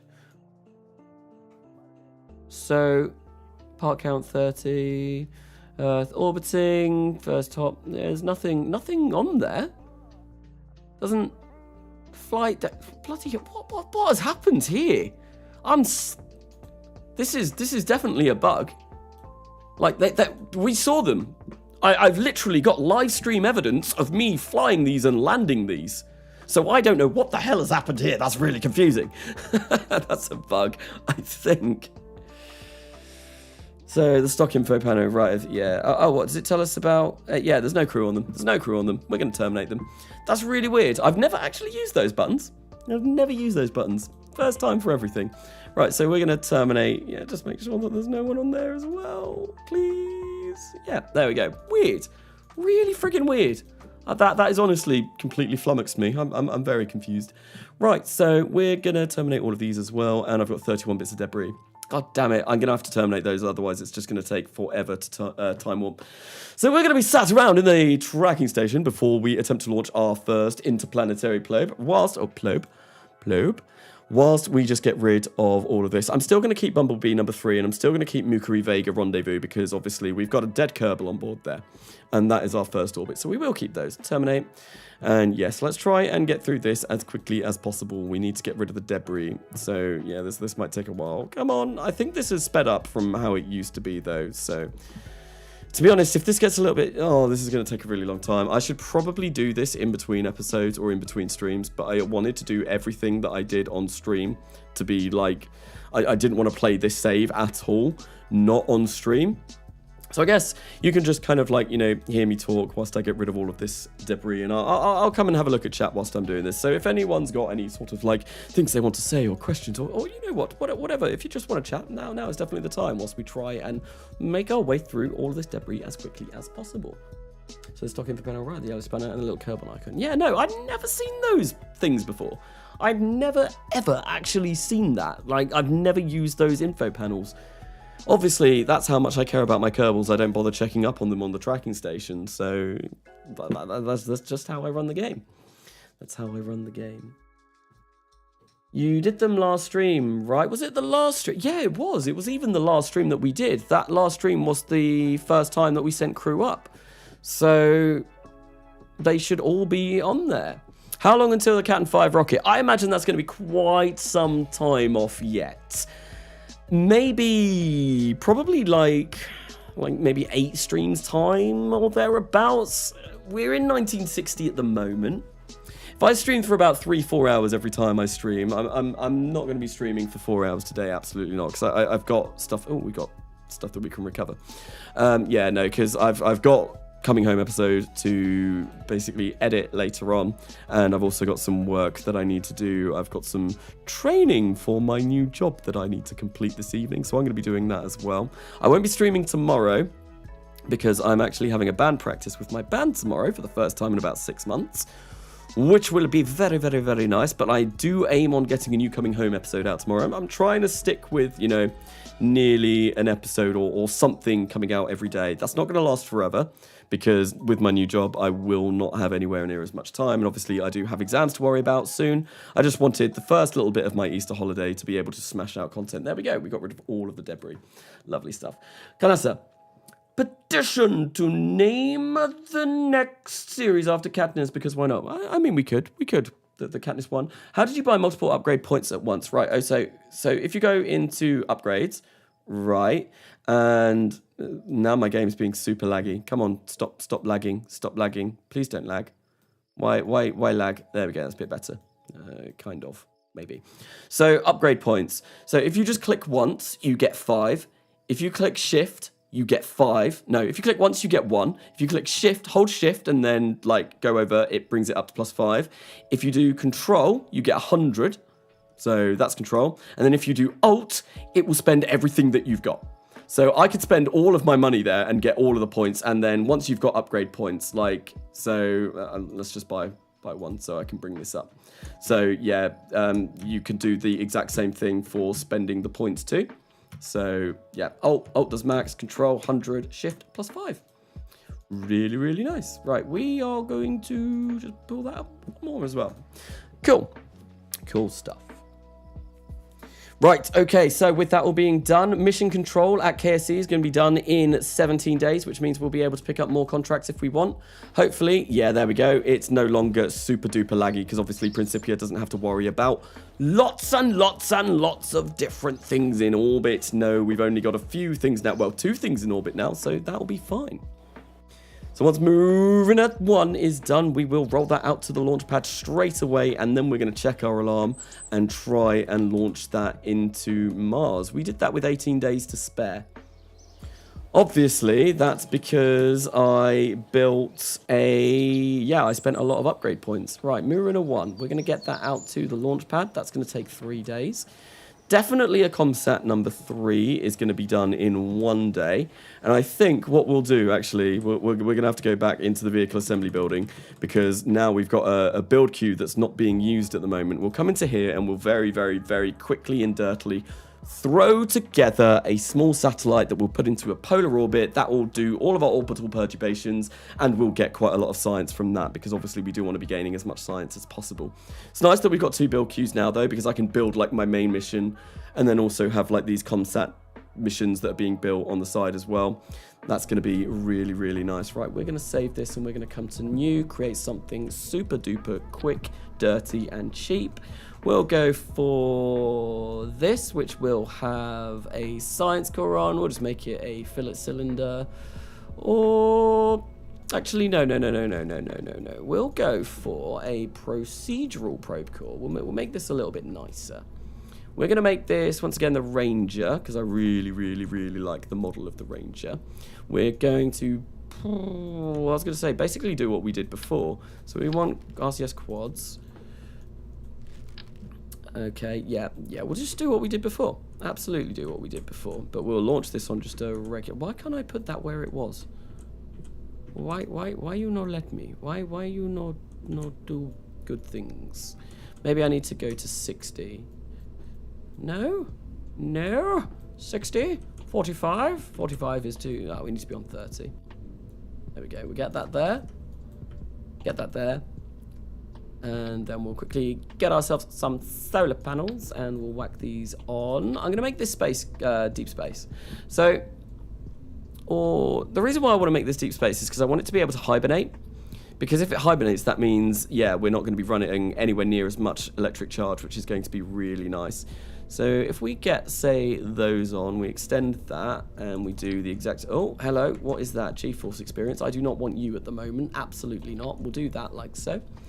Why not load the Mariner? I did think about doing that, but there were a few things on this version that are going to be ever so slightly different. Yeah, I should have done that, but I'm halfway through making it. I should have loaded it. I did think about it, and then I thought, actually, no, we don't need to spend that long. We're going to get this tiny little thruster, place that on the bottom, and yeah, there we go.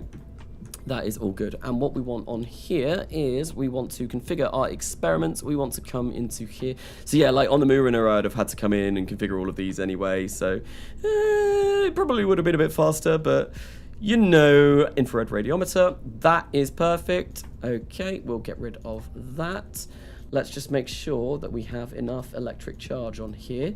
37 days. If we shut down the avionics, how much is that going to give us? Shut down avionics, perpetual. Lovely. And we can make this is probably only what, like 0.265 tons. So we'll go for like 0.3 and that'll be fine. And yeah, we can put loads of electric charge on here because the more electric charge, the better, to be honest, for this design. And maybe we'll get one of these. Have they fixed the kind of weird textures? Oh my god, I think they have. Have they actually fixed the textures? Have they fixed the textures? Do my eyes deceive? They have! Oh my god, it's been so long! They were alright, and then they went all janky with silver bits coming across, and now they're back to normal. This is a great day. This is a great day. I might just cry. Oh, that's beautiful. That is absolutely beautiful. I love it. I love it. Great stuff. Right, so this needs to be high pressure. So we'll go there. We'll whack the utilization all the way up. We will come in here and engine. We want this to be HTTP. So, guys, the official YouTube channel just uploaded a video like an hour ago. What official YouTube channel? Which official YouTube channel? So, I'm thinking of starting a new entire game of KSP with simple construction and doing something like Veos's Junior Colony series. I need to catch up with Veos's Colony series. How long? I don't know, maybe like an hour? Why? Food? You're making food? Oh. Yeah, no, I need to... Oh, god damn it, I placed that in the wrong place. I need to catch up with Veos's Junior Colony series. Absolutely, because Veos is an absolutely fantastic YouTuber. And I know there were some suggestions on the Coming Home Redux videos to name the interplanetary class vessel after some of the YouTube community, which is something that I think I might do. And Veos is great. If you don't know about Veos, like, highly recommend going and checking him out because he is brilliant. Very entertaining. Pops along to these streams every now and then. Always makes me laugh with his comments that he leaves on my videos as well. Very funny guy. Right, so we're all good. So we're going to put HTTP in there. So that's now 0.4 tons almost. But that's okay. We're going to go for our engines. I've got HTTP in there. I think I've got HTTP in there. And that's good. That's all we need. We've got power. We need deep space avionics to be more. There we go. If we go darkness, we get, yeah, that's fine. But what if we shut down the avionics? Perpetual. There we go. Perfect. That is exactly what we want to see. So we're going to activate the avionics on there. Quickly come and grab ourselves a Modlist, and I'm hoping this is a new Modlist, one of the ones that's got the upgraded versions. Even if it's an old one, to be honest, this still should be able to take 0.4 tons to low Earth orbit, I think. And yeah, there we go.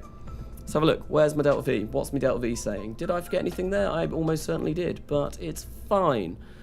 9,840. Yep, we get, yeah, that's fine. We can do that. And, oh, that's going to be a bit tight going polar, actually. Maybe, you know what, screw it. It's just not even worth doing anything on that. We'll purchase all toolings and we will launch this lovely stuff. And there we go. Oh, no, I didn't even name it. Didn't even name it. So this is going to be... I don't know. It's a polar thing that we're going to stick in polar orbit, and all it's going to do is just get us science. What should we name this?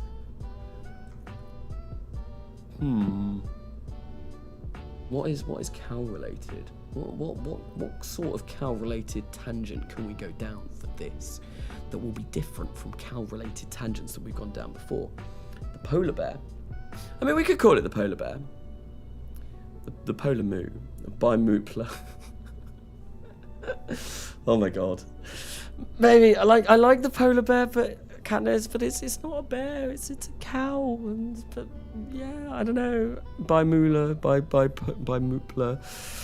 I'm just gonna go for that because it is somewhat cow related, and I don't want to really be spending ages working on names for this. We just want to get out to the, you know, get out and get things all built up. Hang on.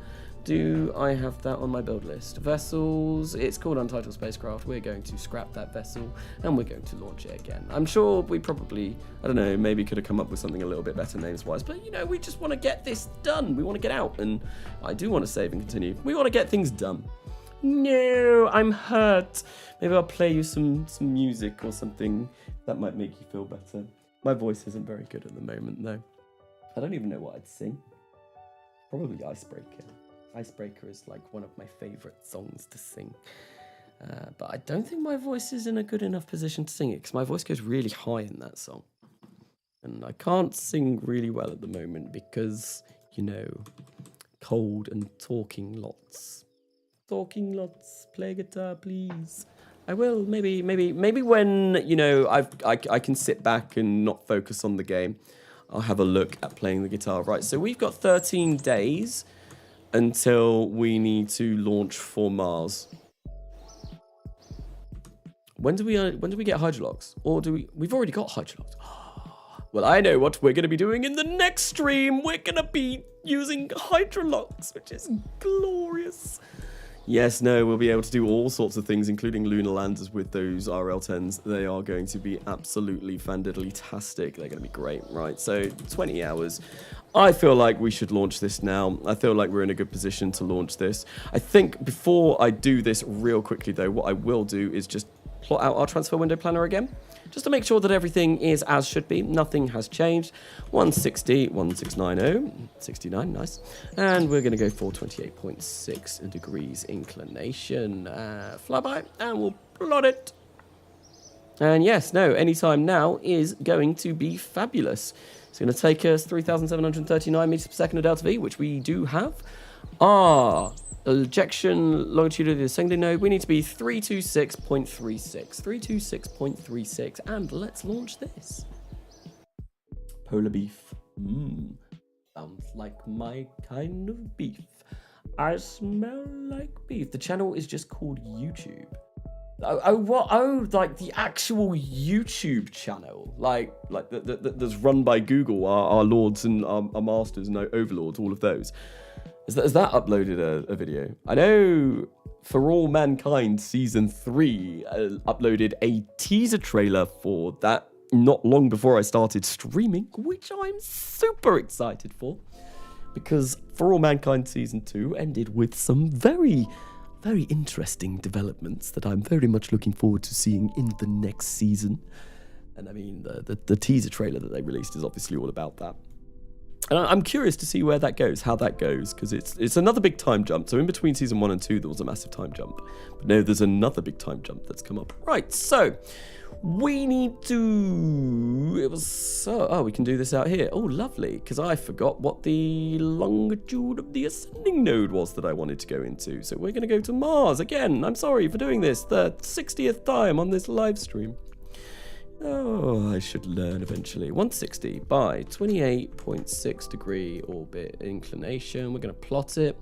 The longitude of the ascending node needs to be 326.36. So what we want to do is come to ascent guidance. We want to launch to LAN 326.36. We'll put that in, and that should be good. 160 by 160. We're going to go for 28.6 because that is how much I put into there. And with that all being done, we should be able to hit launch to LAN, and we're going to be going to Mars in 21 hours and 4 minutes. Let's, before we do that though, make sure that our staging is correct. So that all goes off. Then this is not correct. This is absolutely not correct, and we would have a very bad time indeed. So we want that to go there. I'm assuming that's the Atlas skirt, right? Yeah, that's the Atlas skirt. Where's the X405H? X405H is there, so that goes there. And we want to get rid of the payload fairings, probably after the skirt, I imagine. So we'll put those there. Then we want, is that the gamma? The gamma, so we want, hang on, where do we gamma separation? We want that to go. And then, yeah, we'll just whack that up there. And that should be everything. That should be fine. So nothing better. Watching stream at 3 a.m. Can't sleep. Oh, that's unfortunate. Wait, 3 a.m. You must be far east, I feel? Or maybe Australia? What's the time for me now? It's 8. It's 8. So you're way in the future. Way in the future. Anybody see Matt Lowndes' RSS fake out? I didn't actually watch it, but I know he played Rainbow Six Siege, did he not? I saw he was playing a gun game, but that was it. Right, okay, so that is everything all plugged in. All of the values are as they should be, so I think all we're going to need to do is get rid of that and hit engage the autopilot, and we will get rid of this as we watch the sun set and then the sun rise on the mighty Modlist. Philippines, yes, there too. So I called my RP-1 agency Spake. It's like SpaceX but fake. Stargate has new scripts. Stargate. There's a new series of Stargate supposedly coming out soon, isn't there? Or they're working on a new TV series for it. I've never actually watched Stargate. I think I've seen one of the films a really long time ago, but I was never really into it. And Star Trek as well. I've watched the new Star Trek films with like Zachary Quinto as Spock. But apart from that, I've not actually watched any Star Trek. I was massively into Star Wars. I loved Star Wars with a passion, and I really should watch Star Trek. I should get into it, but it's just there's so much of it to watch. There was so much content. There's like you kind of someone that's never watched it before coming into it. Like, where do you even begin? There's like things like Deep Space Nine and the final, I don't know, the Next Generation. There's so much. There's so much. It's space Kerbalized. Oh, okay. Oh, yes, of course. Yes, with the C, with the K instead of the C. Exactly. Amazon bought it. Amazon bought it.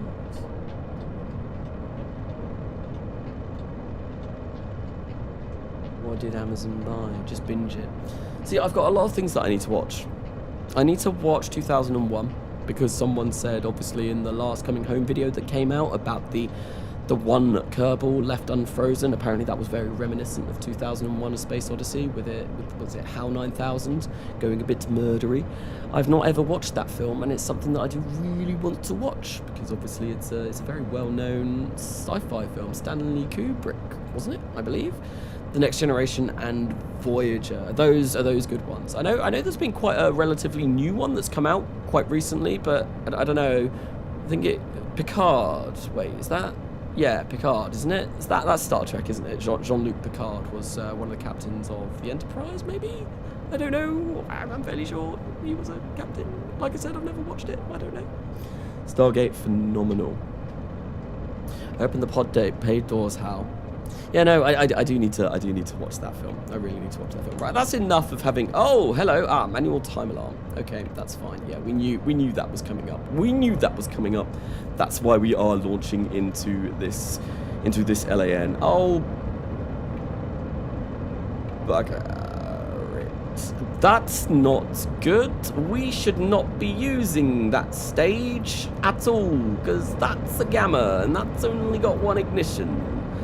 What has gone wrong? Why are we expending so much delta V? Why has this not got the delta V that I thought it had? That can take less than 4 tons.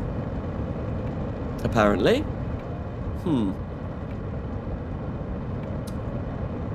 Well, I don't think we're going to Mars today, ladies and gentlemen. That's a real bummer. That's a real bummer. What I could do... Yeah, that is not getting us as much delta V as I thought it was either. Something's gone wrong. Something has gone wrong. Why are we burning that stage? And why has that gone down to 3,634? That had 3,800 and something before. What has happened? Why are we a hefty chunk now? What has gone on? I am much... Oh god, why did I extend the antenna? Why did I do that? I don't know why I clicked that button. I just saw a button to click and I pressed it. Oh god. Yeah, I'm confused. We've lost delta V here. That was 3,800. And we also... So, what happened? We're not going to be able to get to Mars on 3,000... Yeah, no, because we're going to burn that stage anyway. This is a failure. This is a failure. We're not going to fly by Mars today. Did something fail then as well? Well, we're definitely not going to Mars today because the X405H didn't even ignite. Ignition chance, only 91% to be fair. And yeah, with you can't reignite it once it fails like that. So, that's annoying. That's annoying. Well, yeah, we're not even going to get into orbit. I mean, we probably could with the Gamma. We probably could with the Gamma. Let's try and go to orbit. Whoa, that's got a kick to it. Bloody hell. Maybe we can get to orbit with the Gamma? Yeah, we will. We will be able to, but it's going to be a bit weird. We might as well just, you know, maybe save this as a communication satellite. Although, no, we can't. We can't because there's no antenna on here. The only antenna we've got is this. Oh, well. I think before we go to Venus, what we will do is, rather than using this design again, because obviously this doesn't work, something went incredibly wrong there, we'll use a Centaur. Oh, I need to activate the avionics. There we go. Well, Mariner 1 made it to orbit at least, but it didn't get any further than that. Oh, that's a real shame. That's a real shame. But what can you do? The engines failed. Test flight even didn't enjoy us. So yeah, even though we wouldn't have gotten to Mars anyway, the test flight absolutely said no. So we are going to go back to the Space Center and we're going to work our way to Venus instead. Just finished studying. What did I miss? Test flight saying no to our first ever interplanetary transfer. It was definitely not my design messing up. Absolutely not. The design, if test flight didn't come and stamp us into the ground then, would have worked fine, I'm sure, even though we were somehow lacking 300 meters per second at delta V, which I've got no idea where that went. Say what? I honestly don't know what happened with that. Very, very, very, very, very, very peculiar. Very peculiar. Anyway, we'll go back and we'll do that again with a RL10 because that thing is just so good. So good.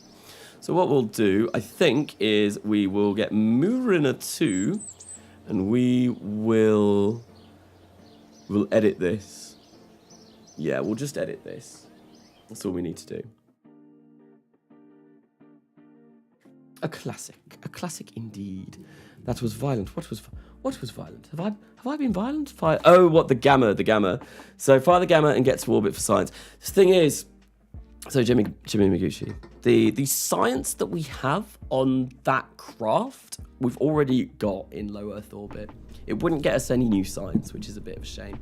But what we are going to do, I suppose one thing we could either do is either make a full-on like Atlas Centaur and get rid of the Vega stage, or we could just make this into a Centaur stage or some sort of RL10 sort of engine, which is going to be glorious, right? So I think the RL10 early days also has a really, really bad ignition chance, which is always a little bit of a concern. What we'll do, actually, we might as well keep that on. And do we get any MLI layers on there? No, we don't. So I think we do get MLI layers on balloon tanks. So we are going to make a balloon tank rather than a normal tank, right? So we'll get the modular balloon tank. We'll do this. We'll whack this on, make this 1.5. This is going to be a very, very, very small RL10 stage. But, you know, it'll be an RL10 stage nonetheless. And we might as well go for some of the, like, Centaur mounts now, because there definitely are Centaur mounts. Oh no, we don't want to do that. Vulcan, Saturn, Centaur. Yeah, we could go for that. What? MLI is a separate thing now. You have to unlock it in the tech tree. What? Oh god.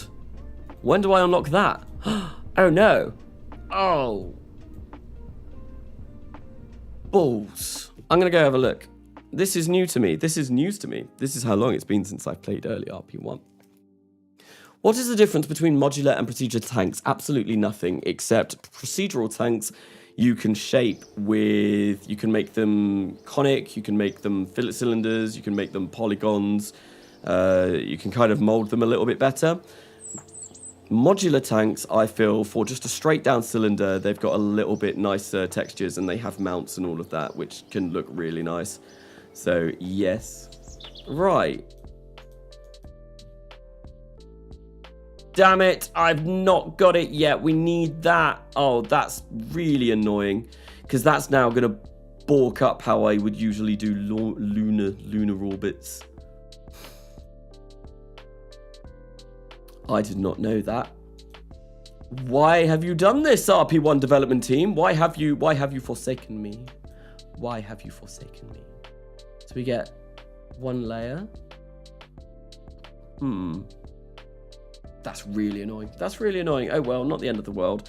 It just means that when we launch this with like Hydrolox, we're going to have to launch it pretty much on the day so that we don't have too much boil off. That's a real shame. That's a real shame. I suppose it makes it harder. Anything to make the game harder, eh? Oh, things are not going well. Excuse me 1 second. And we're back, waiting for the vehicle assembly building to load. Yeah, no, I'm gonna have to figure out what I'm gonna do for lunar landings now, because basically what I did for old lunar landings was just get a ginormous Centaur stage, like literally just a huge friggin' Centaur stage. I would burn from TLI, and then I would use the Centaur to capture around the moon. And then I would also use that to begin my descent. And then I would use a little probe to do the final little bit of the burn. Obviously, I can't do that anymore because the fuel will burn off before we reach the moon. So I'm going to have to go back to the drawing board on that and have a think about what we can do. I might maybe, I don't know if that's going against this series, like go into a different save and have a bit of a practice on what sort of designs would get us there, but I feel like that would be definitely kind of going against what this save is all about. Anyway, we are in the vehicle assembly building and we are going to modify this. Oh no, I got rid of one of the cow splodges. No, go back. Right, so we're going to do exactly what we just started trying to do. I think I'll get rid of those, and yeah, I'll keep those there for now. No MLI. God, why have you done this to me, RP-1 development team? Right, so where is the RL10? It is right there. That's the one that we want, 160,000. That is bloody expensive, but this engine is just beautiful. It is so good. It is so good. Let's get the right thing for it as well. There we go. We might need to make this a little bit chunkier. I think there are like dedicated places for this to go in here. Maybe not. Maybe it's the other Centaur mount that has like some good places to go. But we'll put that there. We'll see how much Delta V. Like this tank will need to be way bigger than this. Absolutely. This is tiny. Oh, you know what? No, screw it. I'm gonna change it to a balloon tank, because balloon tanks are better anyway. We'll get more Delta V out of it this way. I'm really annoyed about that MLI though. Really annoyed about that MLI. Maybe we'll go for like 2 meters, because you know, 2 meters RL10. Probably Hydrolox is very, very, very, very light. Very light. And we want to come into, I suppose we could just go select mount. This might be an easy way of doing this. Centaur D. Look at that. That's the one for 2. We want Centaur V. There we go. So my lunar landers use the Juno 6K stage for capture descent, then HWRCS and generic thrusters for the final landing burns. I probably should do something. I used the Juno 6K for doing, what do you call it? I use that for early lunar orbits. So I think, yeah, because that's got 3 ignitions, that probably will be the way to go. Use a Centaur stage to burn over to do TLI. Scrap that and then decouple and then use a Juno 4K once we're there, maybe. This looks a bit janky, but you know what? We're going to live with it. So this is going to be Hydrolox. How much Hydrolox is that? 4.1 tons. And that gives us a whopping 6,000 1,000 meters per second of delta V. Like, that's about the same mass as it was before, and we get like almost 2,000 meters per second more. That's brilliant. Oh, this is why Hydrolux is so good. Like, look at that. Obviously, we're going to lose a little bit because we are going to be putting RCS on there, but still, that's so much better. That's so much better. And it's got 10 ignitions as well. So it's not just that. The fact that it's got 10 ignitions too is even better. It's brilliant. Absolutely brilliant. Hydrolux is just amazing. We might have to upgrade the payload for the payload adapter though in order to make this work.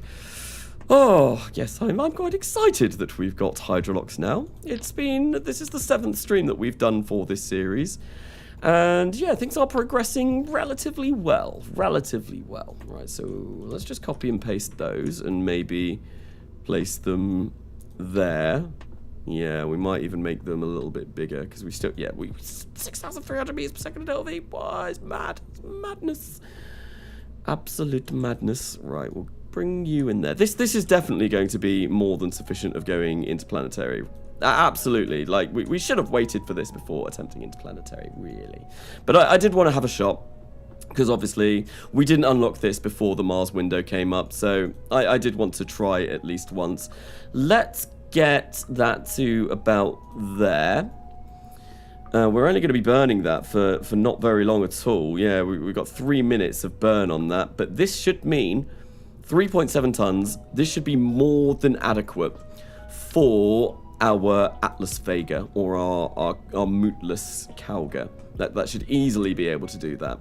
And hopefully we don't lose too much of this whilst we are in orbit, because that would be terrible. How much can this take? This can be moved down. We could probably even send a slightly bigger probe, if I'm going to be honest. But I don't really... I'm not sure if I can be bothered designing it right now. Because that would mean taking all of this apart. I feel like maybe I should just spend maybe a dedicated stream working on new launch vehicles now that we've unlocked Hydrolux. Maybe once we unlock the E1s, I'll do a whole stream on just building launch vehicles, building interplanetary probes and stuff, all ready to launch. Maybe that will be the stream that I do after this one. We'll see. But we can bring that there. I don't think there's anything that I've forgotten in that, but we'll see. It should be okay for an orbit or two in LEO, yes. So, as long as we get one solitary orbit, that will be fine. Oh, we might be... Oh, look at that. Look how close we are to fitting that in. That's a real shame. Yeah, this needs to be slightly bigger. So we're going to make the max size maybe that big. And we want the end to come probably about there. Like so. And then this will be our new payload fairing that we're now going to have to tool up. Lovely stuff. Lovely stuff. Right, let's make sure that this is all correct. So the skirt goes, and then the payload adapter, the fairings go. Then we want the Vega stage to fire, which is the X405H. That goes there. Then we get that to go there. And that is everything. We'll just whack that up there for now because we don't need to worry about that. And that should be good, I think. Right, with that big... Why are my RCS thrusters... Oh, wow. Oh, yeah. It's just the R10. It's chonky. Still needs tooling. Yes, we do need to tool this. And it's going to be expensive because we have just created a new payload fairing. Those are ridiculously expensive to tool. See, 22,000. That's almost as much as the balloon tank, which is crazy because that's a new diameter of balloon tank. Right, so we will tool all. 60,000. God damn it, that's so much money. That is an awful lot of money. Right, so with that being done, yep, that's fine. I think there's nothing that I've forgotten here. As far as I'm aware, this will be fine for everything. We've got RCS. We've got Hydrolux. We've got no MLI because they've changed the way that works. We've got solar panels. All of that remains the same. That shouldn't need to be changed at all. Staging is correct. Except no, I've not mucked that up. Lovely. And we're going to save this as Moorina 2. And we're probably going to launch a couple of these because I imagine one of these will also be making its way over to Mars. We'll do this to Venus, which is our next transfer window, and then we'll do one to Mars as well. So we are, yeah, just save edits, and yeah, get this all built up. Is HTTP still my best available RCS? Yes, it is, unfortunately. Why is there an applause in the song? Yay! Got us a built rocket! Yay! Yeah, I don't know why. But no, HTTP is my best available RCS. You don't unlock anything better until here, I think. Is it? Or is it here? Improve flight control, stability. Is it? It's not here, is it? Wait, where's all the fuels? Don't tell me I've lost all of my fuel. Or do they just not show up in research and development anymore? Or are they somewhere different? I don't appear to have any unlocks. I don't know where they've gone. That's very curious. Very, very, very curious. Oh, well, I'm sure I'll figure that out at a later date. It's in early docking. Yeah, no, I went to that and there wasn't anything there. Very, very, very bizarre. I don't know what that's all about. Right, so I think what we'll do is launch definitely a ComSat 3. That is definitely a ComSat. And what I was going to do with that is do this. So we can do that. We need 96 units, which I'm fairly sure we filled out for that anyway. And we will end up getting ourselves like 120,000 funds or 130,000 funds even, which is going to be great. So we'll pick that up real quick. And we're going to launch definitely a ComSat. If we roll that out to Launchpad Valor, and we'll get this done. So it's going to be a while, I guess, now. By Moopler. Oh, yeah, that's our by... I just keep thinking bipolar. That is our polar orbiter that we're going to be sending up and around the planet, isn't it? Yes. So that will gain us a lot of science, and it'll be very glorious. So there we go. Let's warp ahead to the morning. And once that's done, we will launch definitely a ComSat number 3. G'day, I'm back in. Welcome back, Micro. Welcome back to the stream. Things have been going okay. I mean, the first shot at Interplanetary could have gone a little bit better. It could have actually have succeeded, but it didn't. I don't know why. Well, the X405H failing was definitely one problem, but I don't know why we were lacking in the Delta V department.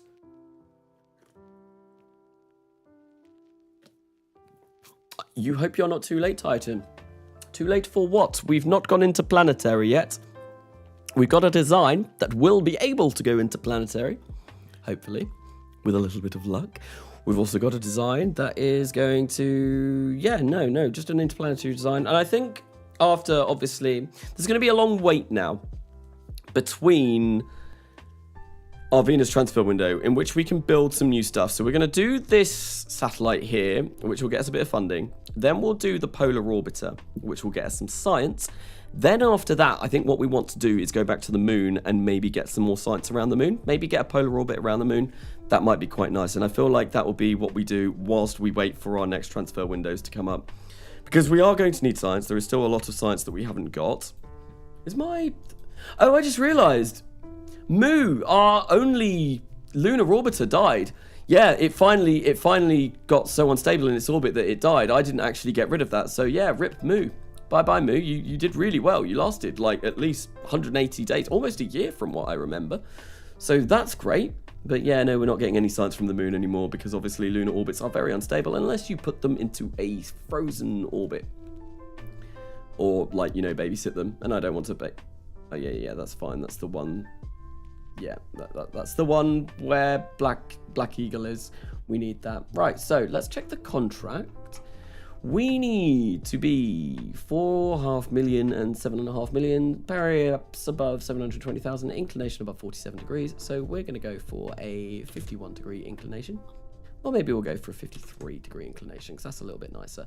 Target apogee, we're going to set that to be 850 so that we can get our perigee above 722,000. And that should be all good. We don't need to change anything on there. Nope, this is just an atlas, so this is very, very simple. With that being done, we are going to engage the autopilot, and maybe we'll watch the launch from this direction this time. So, here goes our communication satellite in 3, 2, and 1. You're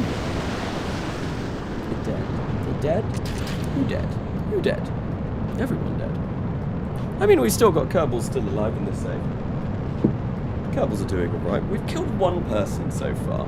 And considering the fact that there are no simulations allowed or anything like that, we've only killed one person, I feel like that's not that bad. To be honest, that was also not a design issue. That was me trying to get a bit greedy with contracts more than anything else.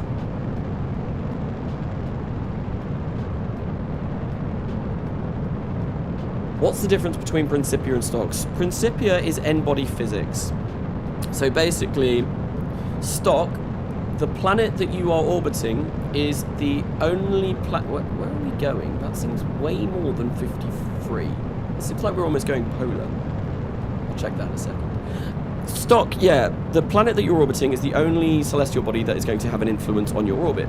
Principia changes that, throws that out the window, says, like, good day, and, like, screw you, and basically says that every single planet in this really looks polar, every single planet in the solar system that you're in will have some sort of impact on you, like the star as well. Everything has an impact on your vessel, and it makes it a lot more challenging. It's not too bad, but it definitely is a bit more of a challenge, and it is good fun. It is very good fun. Right, so I'm going to get rid of that now and see where the hell are we going.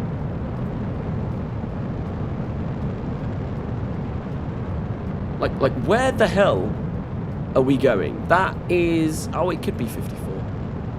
Oh, no, it might be. I think it will be. I think we're all right.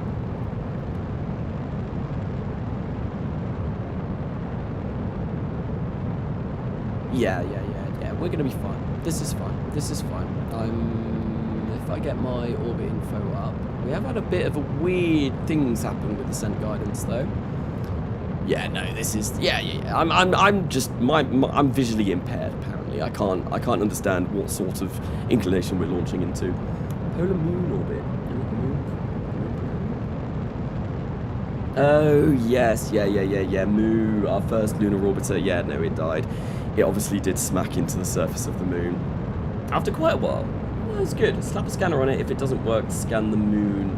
I don't actually have ScanSat on this save. Oh, that skirt had a bit of a wonky removal, but it's fine. Yeah, no, I don't have ScanSat on this save, so I cannot do any sort of ScanSat scanning, which is a little bit of a shame, because I really do like ScanSat. It's a very beautiful mod. Makes things look very pretty, like all of the different sort of things that you can see. It's very nice. So maybe we might add that, but apparently it's quite buggy at the same time. But no, polar orbits obviously around the moon as well, they're going to be nice. 86-degree orbit around the moon would be perfect, because 86 degrees is one of those frozen orbits. So we can actually leave a satellite there and not really have to worry about it.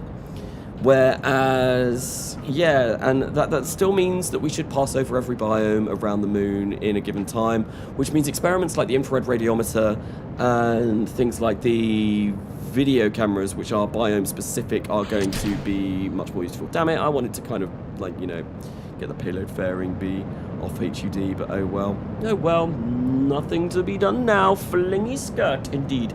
It was a very flingy skirt. Weird. Sometimes they do really get stuck on the end of the Atlas, kind of the main Atlas stage, which is why I think Katniss was saying in a previous stream that my LR101s were a little bit too high up. But I did not want to make them any lower down, because if I did, well then, yeah, it can cause all sorts of jank around the skirt, and no one wants to see that. No, everyone wants to be able to remove a skirt pretty quickly. You don't want to faff around with buttons and all of that. No, you just want it to come straight away off. Absolutely. Hello, cow. How now, brown cow? No, we're definitely going to make it to orbit with this, which is going to be brilliant. We are going to have to perform a few maneuvers once we are up in orbit, once we get there, because obviously we need to raise our apogee up to redonkulous heights, but that should be fun. We're more than capable.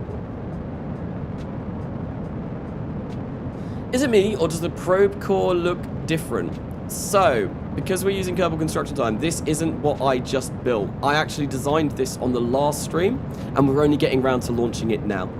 So, yeah, it's just the way things are. This isn't the interplanetary probe or anything like that. This is just going to be a small communication satellite that we set up in low Earth orbit and hopefully get a little bit of money from. But yeah, no, I can definitely see how that would be confusing, because I just built a vessel and then like the one that I launched isn't actually that vessel. So yes, no. It is different. It is different.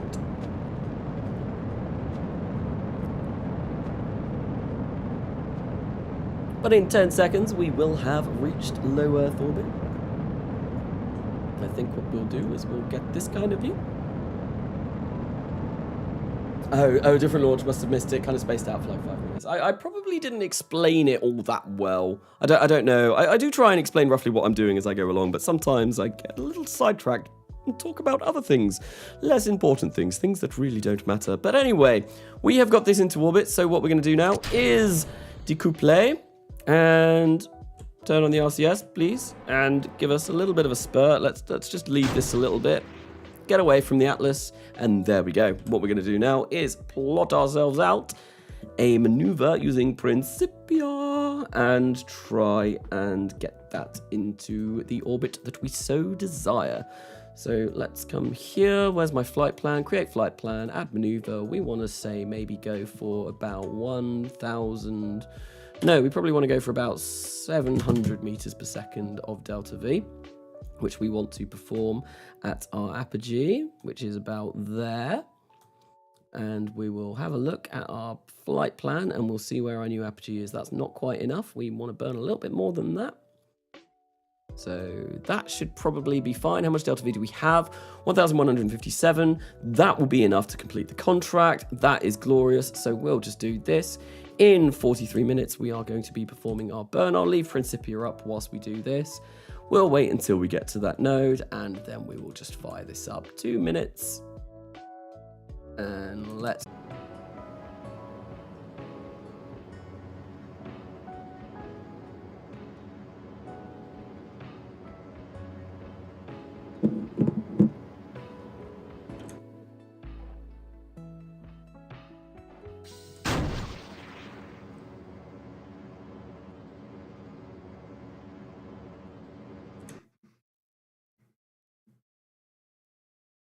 Wait, is stream back? I think stream might be back. Yes, it is. I think I'm going to end it there, though, because obviously my internet is being very, very dodgy. That's really bizarre. Sorry about that. My internet just completely died. Oh, there we go. Well, we managed to complete the the communications contract. That's good, at least. Thank you everyone for coming along to this stream. How friggin' bizarre. That's never actually happened where my internet is completely cut out on stream before. Oh, that's annoying. And that's really annoying that the RCS is just continually firing. But yeah, sorry about that. Nothing I can really do about it except, like, give a really angry call to BT and be like, why? I'm streaming, damn it. Why is internet die? Where were you when internet was killed? I was at home, like, crying by myself because I was like, why is my stream dead? Right. Okay. Well, anyway, thank you for coming along to this stream. I'll be streaming again on Wednesday, probably coming home Redux, designing some base modules for the Armstrong surface base that I want to put down relatively soon. I need to get out of this screen. Oh god, what did I do? Yeah, we want to just go to Space Center. Yeah, there we go. Yeah, no, Armstrong surface-based streams on Wednesday. Hopefully another Coming Home episode out tomorrow. But until then, I have been Carnassa, and I will see you later.